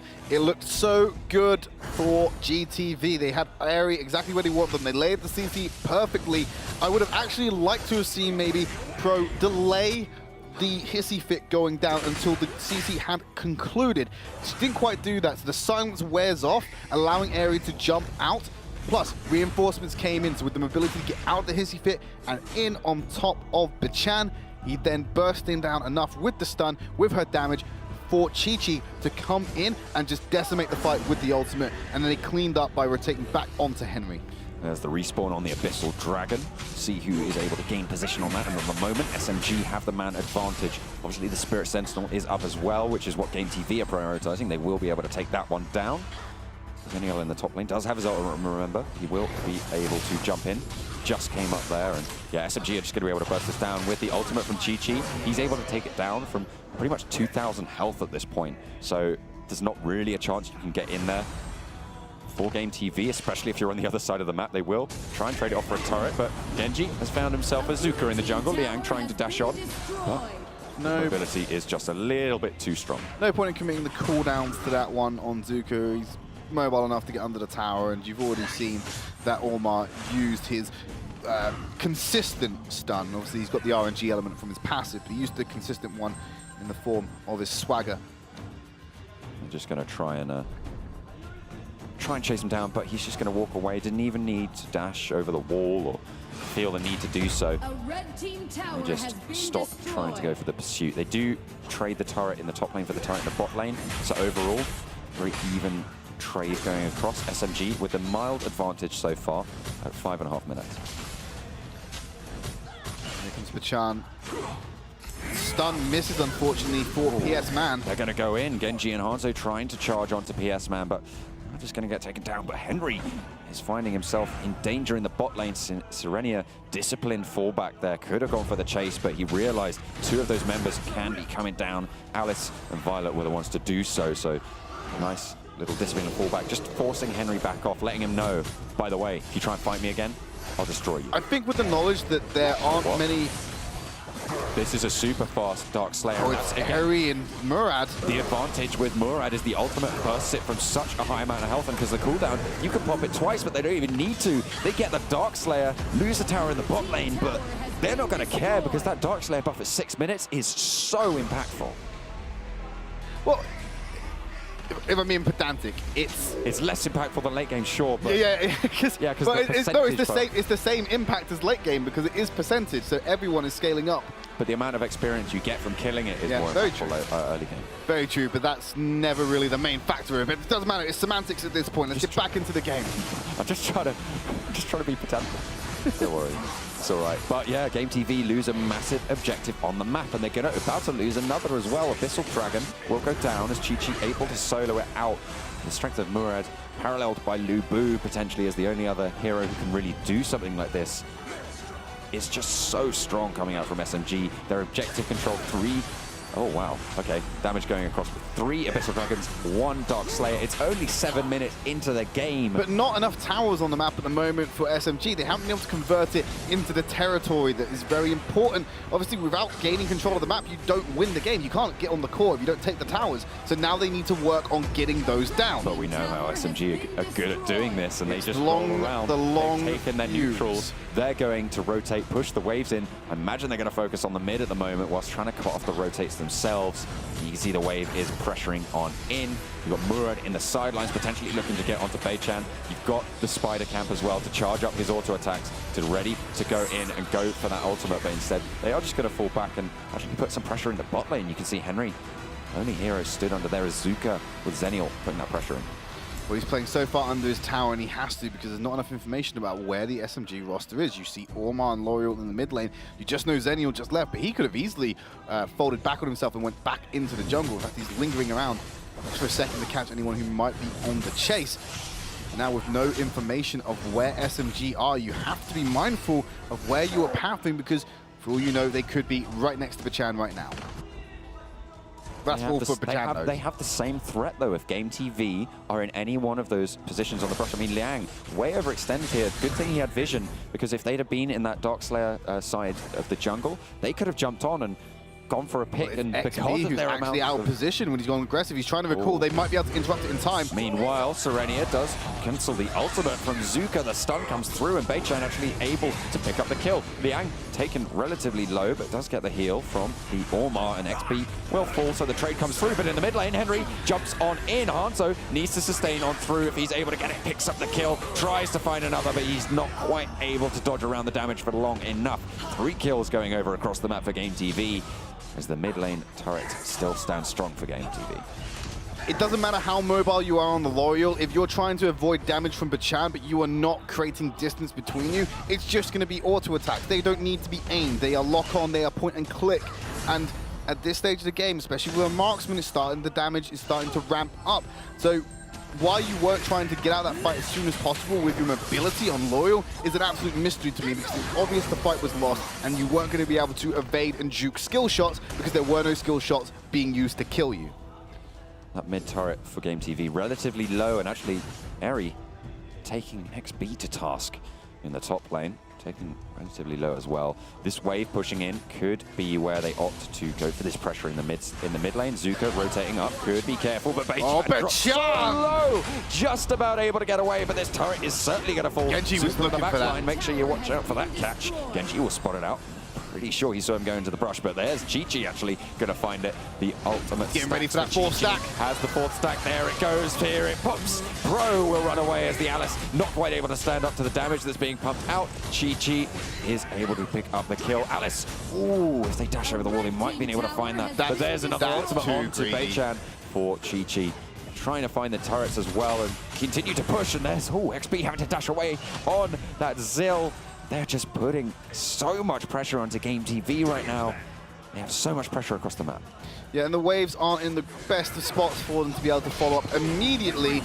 However, it has made GameTV reevaluate this situation a little bit more. Of course, it's increasing the gold lead ever so slightly. Not as big as it was last game, but still coming into play for SMG. If they would have made a little bit more of an effort to set up their side lanes or get the waves pushing before looking for those picks and really committing that dive into mid lane tower, which did kind of set things off, then they may have been able to push even further now. So they just need to make sure they're getting their lanes in order before they're making these bold moves.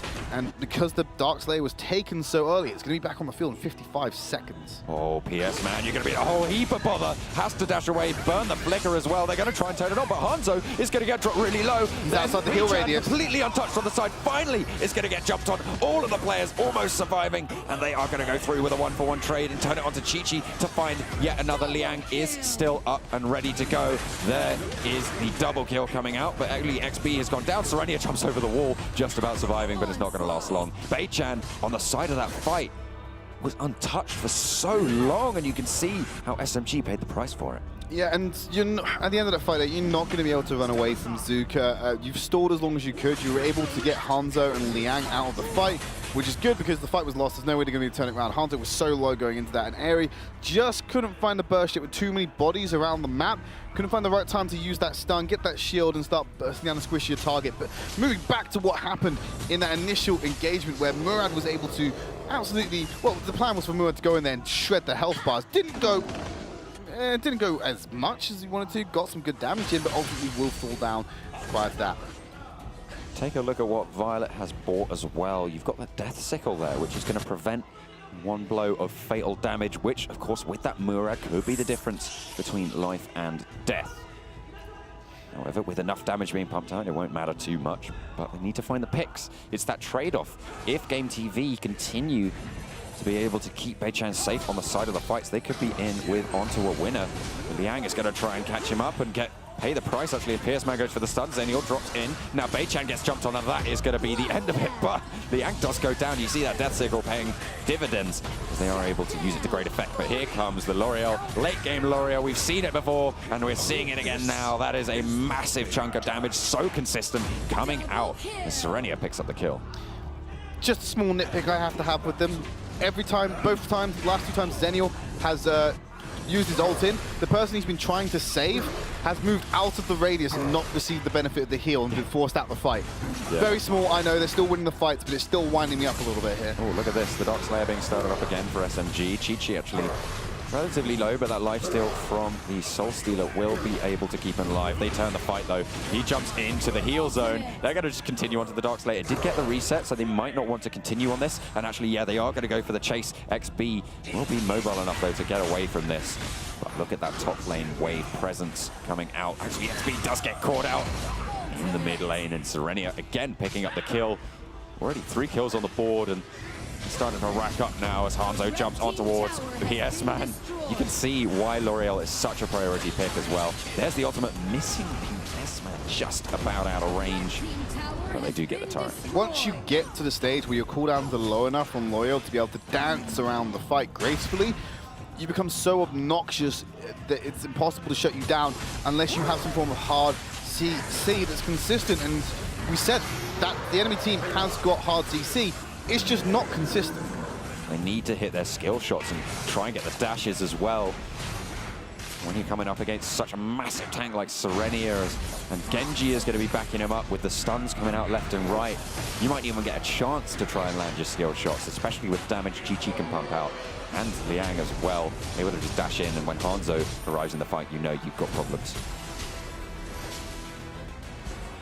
Looking at where the lanes are at now, you see Zenial's making an earnest effort, and Aerie's going to be doing the exact same thing.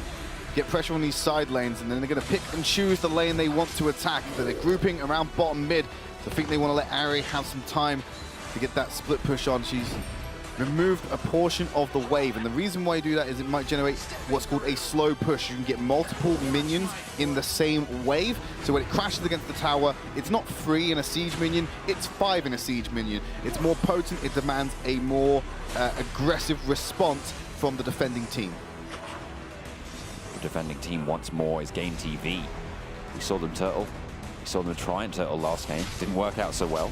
They're the same situation now. This is what I'm seeing right now. See how close the first and second wave are? They're right behind Aerie. She's covering part of it now. Yeah. They shouldn't be that close. And it's because of that slow push she's been able to generate a double wave to hit that top tower. Oh, Chi-Chi. Not quite able to find the damage probably looking for, but they have moved the enemies up towards the top lane and take that opening kill onto the turret. The mid gets down as well, and now they're going to engage the fight. Liang jumping in towards the back line. The shield's keeping him alive just long enough for the rest of his team to wade on in, but they are just going to start falling down. Hanzo's gone down already. Liang will get the revive as well. And there are only Hanzo has gone down, but XB did get traded away. Chi-Chi very low, trying to go for the ultimate as well, but he is just going to be able to teleport back to the clone. Henry is going to try and chase on, but no stuns are going to land. And Serenia just going to dissuade him. Genji as well could potentially get caught out if he's not careful, but has the turret to fall back to. They haven't even been able to breach that mid lane for GameTV. They will do now. There's no way the game. There's no way that That's one hit from Violet. Ooh, that's a bit of damage onto Henry, teleporting straight out back. Again, that's the presence that Chi-Chi has in these fights. He's going to try. Hang on a minute. Oh, look at the top. Chi-Chi nearly. Look at the top side of the map at the moment. Zenial's down at the bottom. He's trying to push the wave in. They would have got vision control of him, but this is where GameTV need to be retreating back now because. Yes, Zill is up, but Zenial's going to be able to join the fight. If he forces Zill to go and answer the wave, he can join a fight and make it a 5v4, turn it around onto GameTV. And here it goes, Zenial should be able to jump in. Hanzo is just going to jump straight on in and get the kill onto the PS map, but he is going to get res with that item, obviously, but going to get taken back down straight away. Hanzo dropped very low as XP jumps on in. As there's Pro on the back line, it's going to get taken down, by Liang, and SMG members just falling all over the place. Serenia very low as well. Last chance saloon for them as GameTV take a turnaround on what looked to be a dire situation. Fortunately, the waves are working against GameTV, so it's very fortunate for SMG that it will take them slightly longer to get anything done, but here comes Morad and Airy. They should be able to hold this off, assuming they do not step too far away from that tower and take a fight that won't be beneficial for them. No protection coming out for the Violet or the Zill this time on the form of Zuka, or the stuns coming out from PS Man. If Chi-Chi is able to get onto one of these guys, he will just burst them down, and look at that, he's so low. Has to teleport back because, of course, Zuka was there ready and waiting, and with Violet having so much damage in this late game, you can't afford to make that sort of mistake. They still have all their high ground turrets, though, and GameTV have a lot of pressure being pushed down. Yeah, well, you gotta look. They're gonna have innate pressure from the siege minions going down mid and bot, but look at the wave in top lane. That's gonna push against GameTV, so that's gonna have to be answered whilst they have to maintain the pressure in the bottom mid lanes, because if anything goes wrong, they've now got a perfect window to attack every lane. Every lane is now an option to them. They have to rotate perfectly from this point onwards. GameTV can't give an inch. Look at they're checking every brush. They do not want to be caught by a trap. Typically, they would assume that if that wave that big is going to be up there, the SMG would take the initiative and go and set up some kind of trap to catch them in the rotation. Didn't do it this time, but it doesn't mean the caution isn't there from GameTV just in case. And they're setting up traps of their own. Liang is waiting here at the moment to see if someone will come and answer Zenial so they can make a 2v1. If not, they're going to have to take the fight a bit. They're going for the end of the game. Zenial's following up on it. Zenial's following it up. Violet's coming behind. For it. Chi-Chi actually gets a kill in the fight over towards the mid lane, but they have to back off. Beichan is there, ready and waiting. The stun comes through from Liang. The damage isn't going to be quite enough. Beichan survives. Serenia, it's your last chance. You've got to go in. You've got to try and take it, but that's Beichan surviving through it all. They defend from the back door, and SMG are rebuffed once again. The door is not over yet. Murad's about to take that top inhibitor turret. Here comes Hanzo from the side to apply pressure and stop them from coming back into it. The waves are there. They might have lost 2 players, but the high ground turret falls. SMG the mid wave is about to get into the base. The mid wave is going to push in. The top wave's pushing as well. The bot to follow it up. There's Chi-Chi taking down the red high ground turret. They have threats from all 3 sides coming in. Chi-Chi tries to go for it, but gets taken down, has the resurrect available. SMG trying to help the core. SMG put 3 games on the board, and GameTV, they looked so hopeful there, but they could not quite close it out. What a ballsy play out of Liang on SMG to set that up and go in, knowing he could have the reinforcements from the Zenial to jump in and produce a 2-man advantage. You cannot take anything away from Bachanda. That was a valiant effort to stop that and push them all the way back. And he did initially, but the reinforcements, the L'Oreal, the Morad, they were able to push the side lanes, get back up, keep the pressure on there, and eventually they were just able to overwhelm with the advantages that the rest of the unit won in that team fight that was happening with the rest of the team.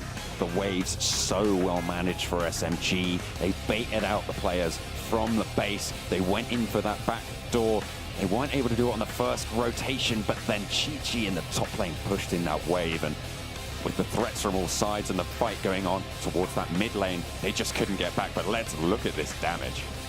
Beichan with 146,000 damage. That's the highest damage stat I have seen in any of the AOC scorecards we have been given. 40% of his team's damage. And if you look at where distribution is on the tank stats, for example, the tanks are doing perfectly on the side of SMG. They've got the highest percentage damage taken, and Liang, who offers a hybrid situation and a high-risk initiation by going in, she's got it as well. But for the most part, L'Oreal and Morad, who are highly mobile and kind of be evasive of damage, have maintained that way. And look at the amount of damage Hanzo was able to output. I guarantee you, a sizable chunk of that came from the main fight at the end. Take a look at pro stats as well. Pretty much irrelevant in most of those. Obviously, mostly you pick the Alice up for the CC, but just where were you? I mean, you should be getting more damage than that. You could argue pure utility, but that can only get you so far. I agree with you there, John. There should be more statistics backing up that Alice. Regardless of the fact, it is now a 3-1 lead. Is it 3-1 or 2-1? 3-1. 3-1. Thank you for reminding me, John. I'm losing track of these games at the moment. 3-1 lead in favor of SMG. They are 1 game away from victory. Let's take a look at the highlights of Game 4. What a massive brawl across all of this entire game. It was very, very close. SMG just, in the end, had better wave management and objective control. You can see this fight going on towards the core for the first time. Beichan just surviving and rebuffing the push from Liang. Actually pops that revive on the bot side, but here comes the backdoor. As Liang jumps on Beichan. And this is the heal and the amount of lifesteal coming through from Beichan, actually tumbling and positioning perfectly against Liang as well, because he knew he was coming back up. But this is the final killing blow as they do jump on in. The revive from Chi-Chi up the top there, just adding up that extra physical damage to put this one in the ground. So yeah, Beichan put the core in between him and the enemy team. So they obviously, without the range, they have to be able to path around it, and it creates another obstacle.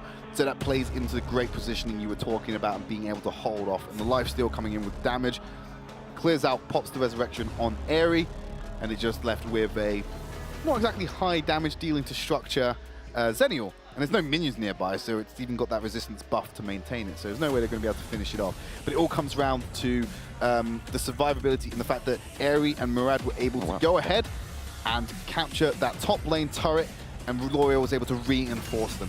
Straight into game number 5. It seems like SMG are far too keen to just close this one out here and now.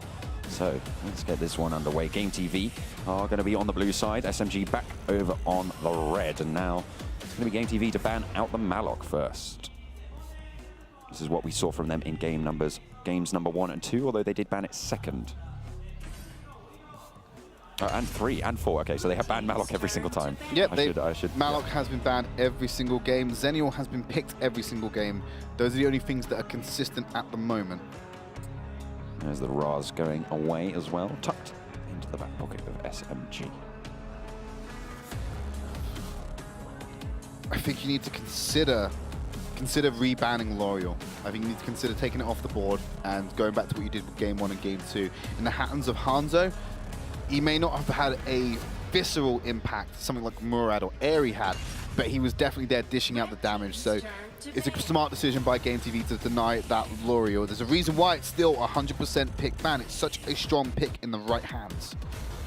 Yeah, that L'Oreal does get banned away there from SMG by GameTV. They could have prioritized it maybe as that first pick, but now SMG have to think about what they want to be banning away. Potentially looking at that Lubu, maybe even Chaugnar. They have banned a couple of times as well. I mean, you've got to remember that Ryoma, for the most part, has been picked out by GTV. Now, if they were to go for the first pick on, say, for example, the L'Oreal, if it was left open, it opens up Ryoma to go into the hands of SMG. And considering they play such a lane and wave-centric role, having that control over the wave in the form of Ryoma would be disastrous for GTV. Yeah, but look at what they're going to be able to pick up on the back of that. Zill and Chaugnar, 2 incredibly strong picks that we've seen have this sort of resurgence in the later stages of this tournament. We might need to see, I think, one of the things you need to consider, I don't think it will happen, but I think you need to consider picking up the Zenial here and denying Zenial away from SMG, because Zenial's a core part of their tankier, no marksman composition, and also they've had great impact on it. It's been picked every time by SMG. You know they want to pick it. So maybe grabbing that a little bit earlier and denying it from them might be an option here to kind of lessen the blow. But another tank option, like they're hovering, Ormar could be the one they want to remain with. Pro hasn't been super impactful on it though. I mean, he's got some good stuns, great positioning on his ultimates, but it's not been the thing that's been winning them the games or keeping them in it. They're going to lock it in anyway. Yeah, the Ormar does get locked in, along with the Nakroth as well. Trying to go for a little bit more of a mobility assassination, potentially going out onto SMG. But what we've seen from them before is that they like to go tanky. They like to have, even Hanzo on that L'Oreal, had quite a significant health bar. I mean, there was a lot of resistance there. Not easy to burst down by any stretch of the imagination. And with the regen available to her as well, it's really difficult to take down on L'Oreal, and now just on Chaugnar, that's going to be even more exaggerated. So I think SMG should keep with the Xennial. It's really been working out for them. They've been creative. Sereno has been an absolute monster on it. Potentially. Oh, hello.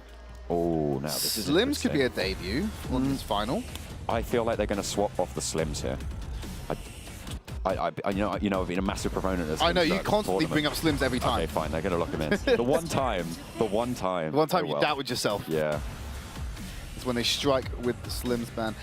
So, I mean, Slims, in terms of their performance, they've never picked it in their tournament performance. They've only ever banned it, and they've only had to ban it once, and that was against ST, I believe.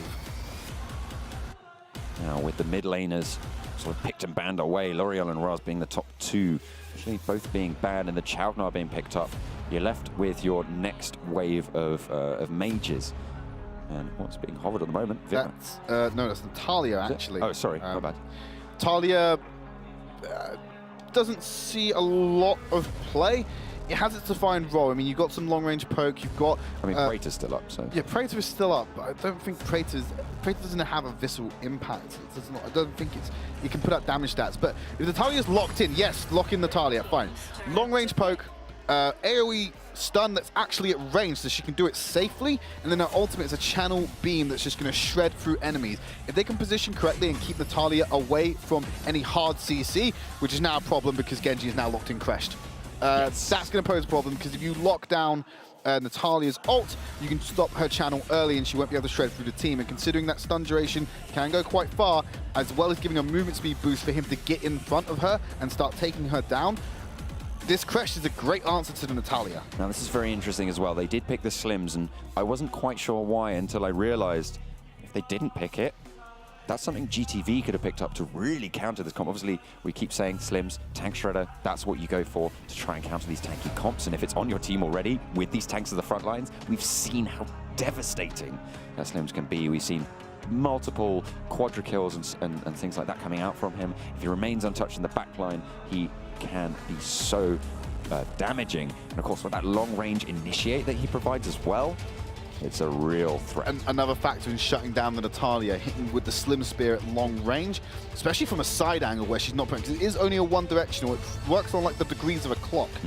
Yeah, if you can get a good angle without taking too much damage and land that long-range spear, and there's no body block there, you can shut that down very early. Yeah, and of course, if you stun that out, it will just cease and desist and no longer persist. And they're going to be looking to do just that. Of course, GTV taking on SMG once more. SMG have the chance to close it out right here and now, because they are, of course, 3-1 up in this best-of-7 grand final. 4 games on the board, they win. If they take this one home, they're going to get that extra 100K. Yeah, they nabbed the extra 100K, and that's how I like to think about this. I don't like to think of this as the first place 5-4. I like to think of this as a 100K money match. Absolutely. Because that's what it is. These guys are fighting over the 100K that's available to them. Oh, Genji gets stunned over the wall, and actually the long-range spear will just force them back. There you see the Natalia long-range AoE stun coming out over the wall as well. GTV with aggressive play over towards the Sage Golem. Genji as well has to take the damage at the back, but Hanzo on the sidelines as well as Chi-Chi is going to be able to harry them back. Genji taken very low. The heal has to be popped from the Genji. Not even sure who the Sage buff went over to. Oh, there it is. Chi-Chi able to pick that one up. So SMG maintain their buff. On Murad Light. Can't believe it's not Murad. Yep. But it's GTV will be picked up. That's how I always see Zill. I always see him as just a light version. Are we sure it's not Zill Light being played as a Murad? It's because I look at it from the Western outlook. Western teams prioritize the Murad much higher than they do the Zill. Of course. As Westerners, we will always have that mindset of the West. We're the only region that matters, even though we really don't, as you're seeing today. Yeah, well, let's not pay attention to that, because we're paying attention to this, because SMG, purportedly one of the best teams in the world, potentially the best team in the world, and if they win this, that's only going to further that sort of feeling of security at the top of their game. The Taiwanese region showing us just why they are one of the best against this Vietnamese team, GameTV. Natalia's going to stick herself around the mid lane. Unsurprisingly, Chaugnar hasn't been taking that lane itself. They're giving it over to Slims. They want some range in that lane because Natalia, with the AoE stun on a melee hero, can just decimate them, poke them out of the lane, not going to have much presence. Oh, I think they did manage to secure that Spirit Sentinel. Bichan got it on the... I believe, no, actually, it was Natalia who got it. Genji, and Natalia's just going to aid in that. PS Man picks up the kill, and there's so much CC going out onto Kresh. Doesn't have his Metamorphosis just yet, so they are going to be able to burst him on down. Well, Zenial has access to his now. That's the crucial one for SMG to be able to reinforce themselves in these engagements. Oh, Chi-Chi jumping onto Beichan, jumps over the wall onto the Abyssal Dragon Pit, but is going to go down. Pro's isolated. Able to get out of that one. Pro is isolated along with PS Man, so I guess they're not isolated, but they are going to die. It's going to be Pro to go down, and Zill will pick it up. Also taken very low, and the Abyssal Dragon now in SMG's sights. Well, Pro had an interesting decision there. He could try and run through Hanzo and take all that damage from his radius, or run even further away from safety. So great positioning by Hanzo there to force that decision out of him. Opted not to challenge him, but still would die because, well, they had more time to kill him. Genji has been running around now, has the Metamorphosis available to, or no, not quite actually available. We'll just be waiting on that one. They will be waiting to go for those disengages, but the rest fill up his rage bar first. Yeah. But it's filled up now. Oh, not quite. Oh well, we'll have to wait and see where that's going to come out. But he's just going to take that position. We've seen Ormars do it before. We'll be trying to challenge out that side, so he's going to be playing much more of a supportive role this game, rather than playing in that solo lane, accruing that gold and trying to be a massive, unstoppable tank. He's just going to be that disengage machine with the frontline capabilities for Chi-Chi and Lian. And Natalia pick, you haven't seen it all tournament. It is fresh to this final, and it's going to have to make an impact here because this is, like we said, it's the last chance for GTV, and picking an unusual pick when the stakes are so high is not something I would be a massive fan of, but I can see the thought process behind the Natalia, what it can bring to the team. There's a lot of options for dealing with it on the side of SMG. GTV get away with the invade. Hanzo not able to shut it down. Genji as well. Not going to go and try and go for this engage, but saving on an area as well, scrapping up in the top lane, and actually Henry taking quite a significant chunk of damage as Serenia will have the shield available, trying to land the knockup, but has to dash away. Harry will be slightly more advantageous in that duel, as Zenial has to go back to base. A lot of circulation on the red side by SMG. That could be a very quick Abyssal Dragon left unattended on that side, and the majority of members of GameTV occupy the top because they're putting pressure, trying to send someone back. Yeah, they are just going to be able to pick up this Abyssal Dragon. Slims is going to zone them all off. There's no way that they have a look in on this one. SMG take that second Abyssal Dragon, and their objective dominance continues. Just shy of a 1k gold lead on the side of SMG at the moment. Just managed to actually overtake it with that last jungle camp, but now a lot of pressure. They're going to get caught out in this jungle. Jumped on, but there comes the Metamorphosis. Beichan dropped very low. There's Natalia from the side, but it's not going to find anything. It's going to be Genji to pick up the first kill, and the second as well. Comes straight onto the turret. Splat go the tentacles, and splat goes GameTV's lineup, but Henry is maybe soon to follow. He is able to get away. I think XP could benefit from some laser-guided technology there. Most of that duration was not hitting anyone on that ultimate. Completely whiffed it by assuming they would path up back into the mid lane, and just missed out on so many ticks of the damage from the ult that may have had more of an impact in the fight. I'm not saying it would have won them the fight, hard to say. Definitely would have made it more likely that GTV would have maintained that position and was able to turn around that fight in the jungle. 3k advantage now for SMG. We hit the 6-minute mark. That Dark Slayer now on the map and available, and they might find themselves another pick. Pro doesn't manage to find the dash over the wall, but he is going to get away nonetheless on half his HP. Oh, Serenia going on to PS Man. They're not going to get the stun at long range, but I think they're just going to back off of that one. They're not really willing to take that full fight because, of course, the backup from the rest of their teams can come at any moment, so both of them just very, very wary of that. So in the next about 10-20 seconds, Slim's going to have to hard push, or at least de-push this top wave. He's the one on the top side of the map, and he's going to have to rotate back round to the mid. So what they want to do is get that wave pushing against them in case they can get a favorable fight at Dragon and have the options. It's all about creating options for yourself. Aries going to try and answer him in that top lane. And look at this, chance off to the side. It's going to be bad for Liang. Oh no, Liang in a whole heap of bother, but here comes the Zenial. Henry is now going to get burst down. There's the Slims, and that's going to be a kill. Going over to Serenia on that Zenial. Ooh, Beichan just leap about away. getting out alive, but Liang is going to get jumped on by Pro-E. There's the stun, dropping down the stun as well. In return, Liang not quite able to find the damage, but Serenia will do. And SMG take a brilliant 2v3 in the top lane. They might find some more. XP gets the stun, and there's the laser coming on through. It dashes over the wall with a flicker. Serenia has the old switcheroo pulled over his eyes. While that was happening, though, on the bottom side of the map, they've exposed the high ground tower. They drew so much attention to the top side, they've left their map wide open. SMG, they probably thought, we'll get Abyssal Dragon. When they saw the overcommitment in the top side by GameTV, they're like, no, we can get that later. Let's get some towers on the map. Let's start pushing towards our victory. Speaking of later is now, and it's going to be the Abyssal Dragon being picked up by Chi-Chi. No contesting coming out from GameTV. They will just give that one over yet again and furthering their gold lead now. SMG again have the advantage early on into the game, sort of moving into this mid game now.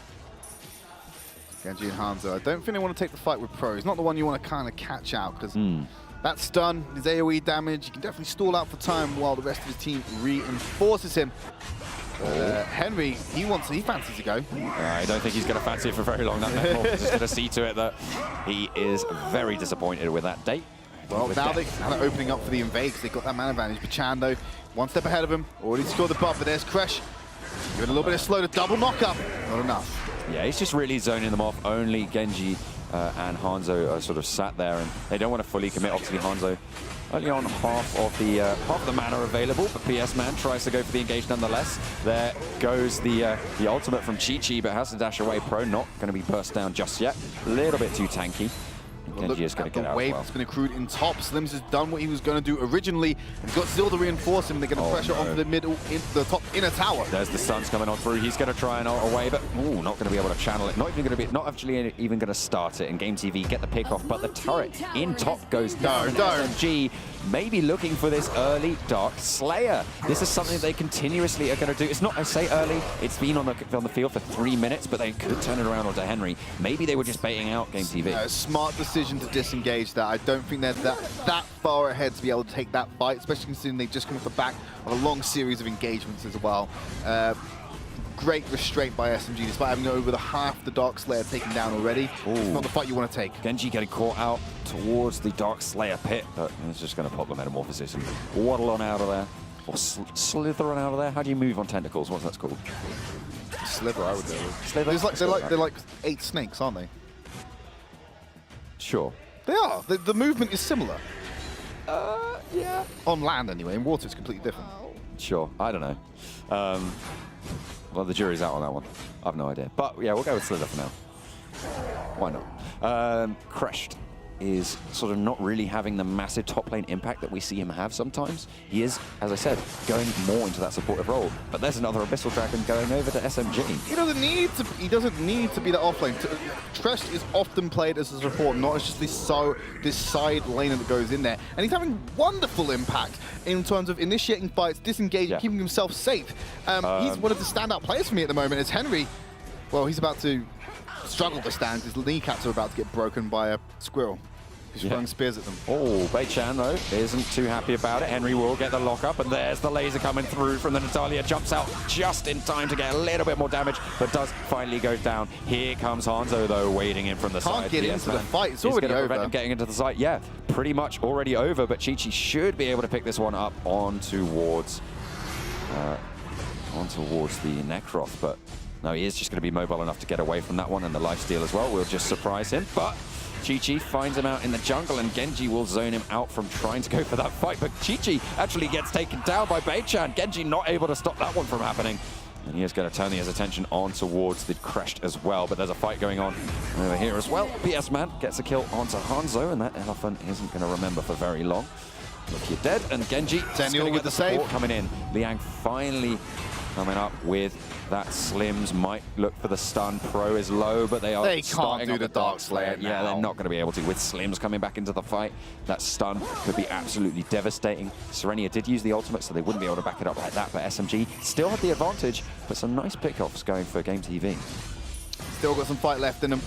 It's great to see Zenial hiding off in the lane. They're using the vision scout tactic they had before, where they left him in that bush because they know he can get to safety very easily, depending on who's going to be there to challenge him, as long as they don't have any hard CC to interrupt the channel. Even then, incredibly tanky, does have a leap over the wall, so he can still get out some difficult spots. But nice to see they're still retaining that vision scouting and I would say vision control that won them that last series with that clutch play. Once again, Zenial just jumping away from the 1v1 with Beichan, but they are going to try and re-engage it. Genji does have the Metamorphosis available, trying to zone him on out, but Beichan is so slippery. He's just going to be able to get away, but the dash Genji can Metamorphosis here this fight. Oh, he went the wrong direction! On the zone is going to stop them going into the fight. There's the Natalia ultimate, but it's not going to be enough. They have to cancel it. They have to walk away. Liang able to pick up a double kill so far. There's the spear, not quite able to land, but Genji gets the slow onto XP, and in comes the Zill. First kill going over on towards Henry. Finds a second as well onto XP, and now They've got the wave in top lane. They could end it right now. They could push on through. The death timers are such that in 30 seconds they have plenty of damage. They can go for the turret. They're going to continue to push it on. PS Man's going to It's all over. They've done it under the core, and there we go. It's going to be SMG closing things out. Game number 4, 13 minutes. They take the 4th game in this best of 7 series and take home the grand prize, $200,000. Game 5. Game 4 that they won. Yeah, there you go. Let's not party poop on their parade, though. SMG only dropping 1 game, and it's in this final to GameTV. It was very shaky to kick things off. Games 1 and 2, neck and neck. Then we had that explosive Game 3 that just opened it up for them to start putting the foot on the gas. Then you come over to Game 4, it starts getting worrying again. Where have GameTV gone? They've come back into the game. It looks like they're on the track to victory, and some clutch plays coming out on the side of SMG win them the game by just being creative with their with the way they're moving around the map and their vision control and the assistance. The key pick that enabled nearly all of the major plays in this game for SMG is Zenial. Zenial has been the MVP pick of this series. End of. Absolutely. Every major highlight you can show, Zenial has been a part of, and it only been enabled by that pick. The ability for them to present themselves in multiple fronts, that Zenial providing that split push, going over on to the enemy core, and that is going to be it. The trophy being lifted. They are the Asia champions for the Arena of Valor International Championship. They're lifting the trophy. That's $200,000 going to that team. They were considered the best team in the world. They are still considered that now. They certainly have proven that without a shadow of a doubt. The performance that these guys have put in today and over the course of this whole tournament has been so incredible. They've had impacts on the meta shifts across all of the teams coming in. The Chaugnar, they brought that to the table and lined it up with the Alice and gave them that threat. They are developing the meta. These guys are at the forefront of Arena of Valor play. And, well, take note, everybody else, because these guys look like they're here to stay. Yeah, these past 4 days should be an education for anyone in the West who has been watching this game, because you're seeing styles that work, but then you're seeing the superior styles and how they're adapting through the game. And you can learn so much from watching these teams, just in terms of, one, what to play, and also, more importantly, how to play it. SMG provided an absolute masterclass. Like I said, they only dropped 1 game in their entire tournament run. What an incredible record. And of course, the only game they dropped being in this grand final against their opponents, GameTV. You can see them there. So disappointed, as you can see, he's hanging his head. Spirits high, though. I'm sure they still don't go home empty-handed. They themselves have managed to claim a $100,000 prize check. They're not going to be unhappy with that, but SMG are your grand champions, ladies and gentlemen. It is going to be them that are going to be taking that home, and the trophy is theirs. Let them bask in their glory. for a little bit. I'm curious about those rings, though. Yeah. What are they wearing those for? Maybe it's a symbol of unity. Obviously, the ring a symbol of partnership and of friendship and love between these band of brothers who have pulled together and put their heart and soul into this tournament and able to come home with quite the achievement. Here's an interesting discussion. Who's your tournament MVP? And I say that you don't necessarily have to pick it from the champions, which are SMG, but who is your tournament MVP?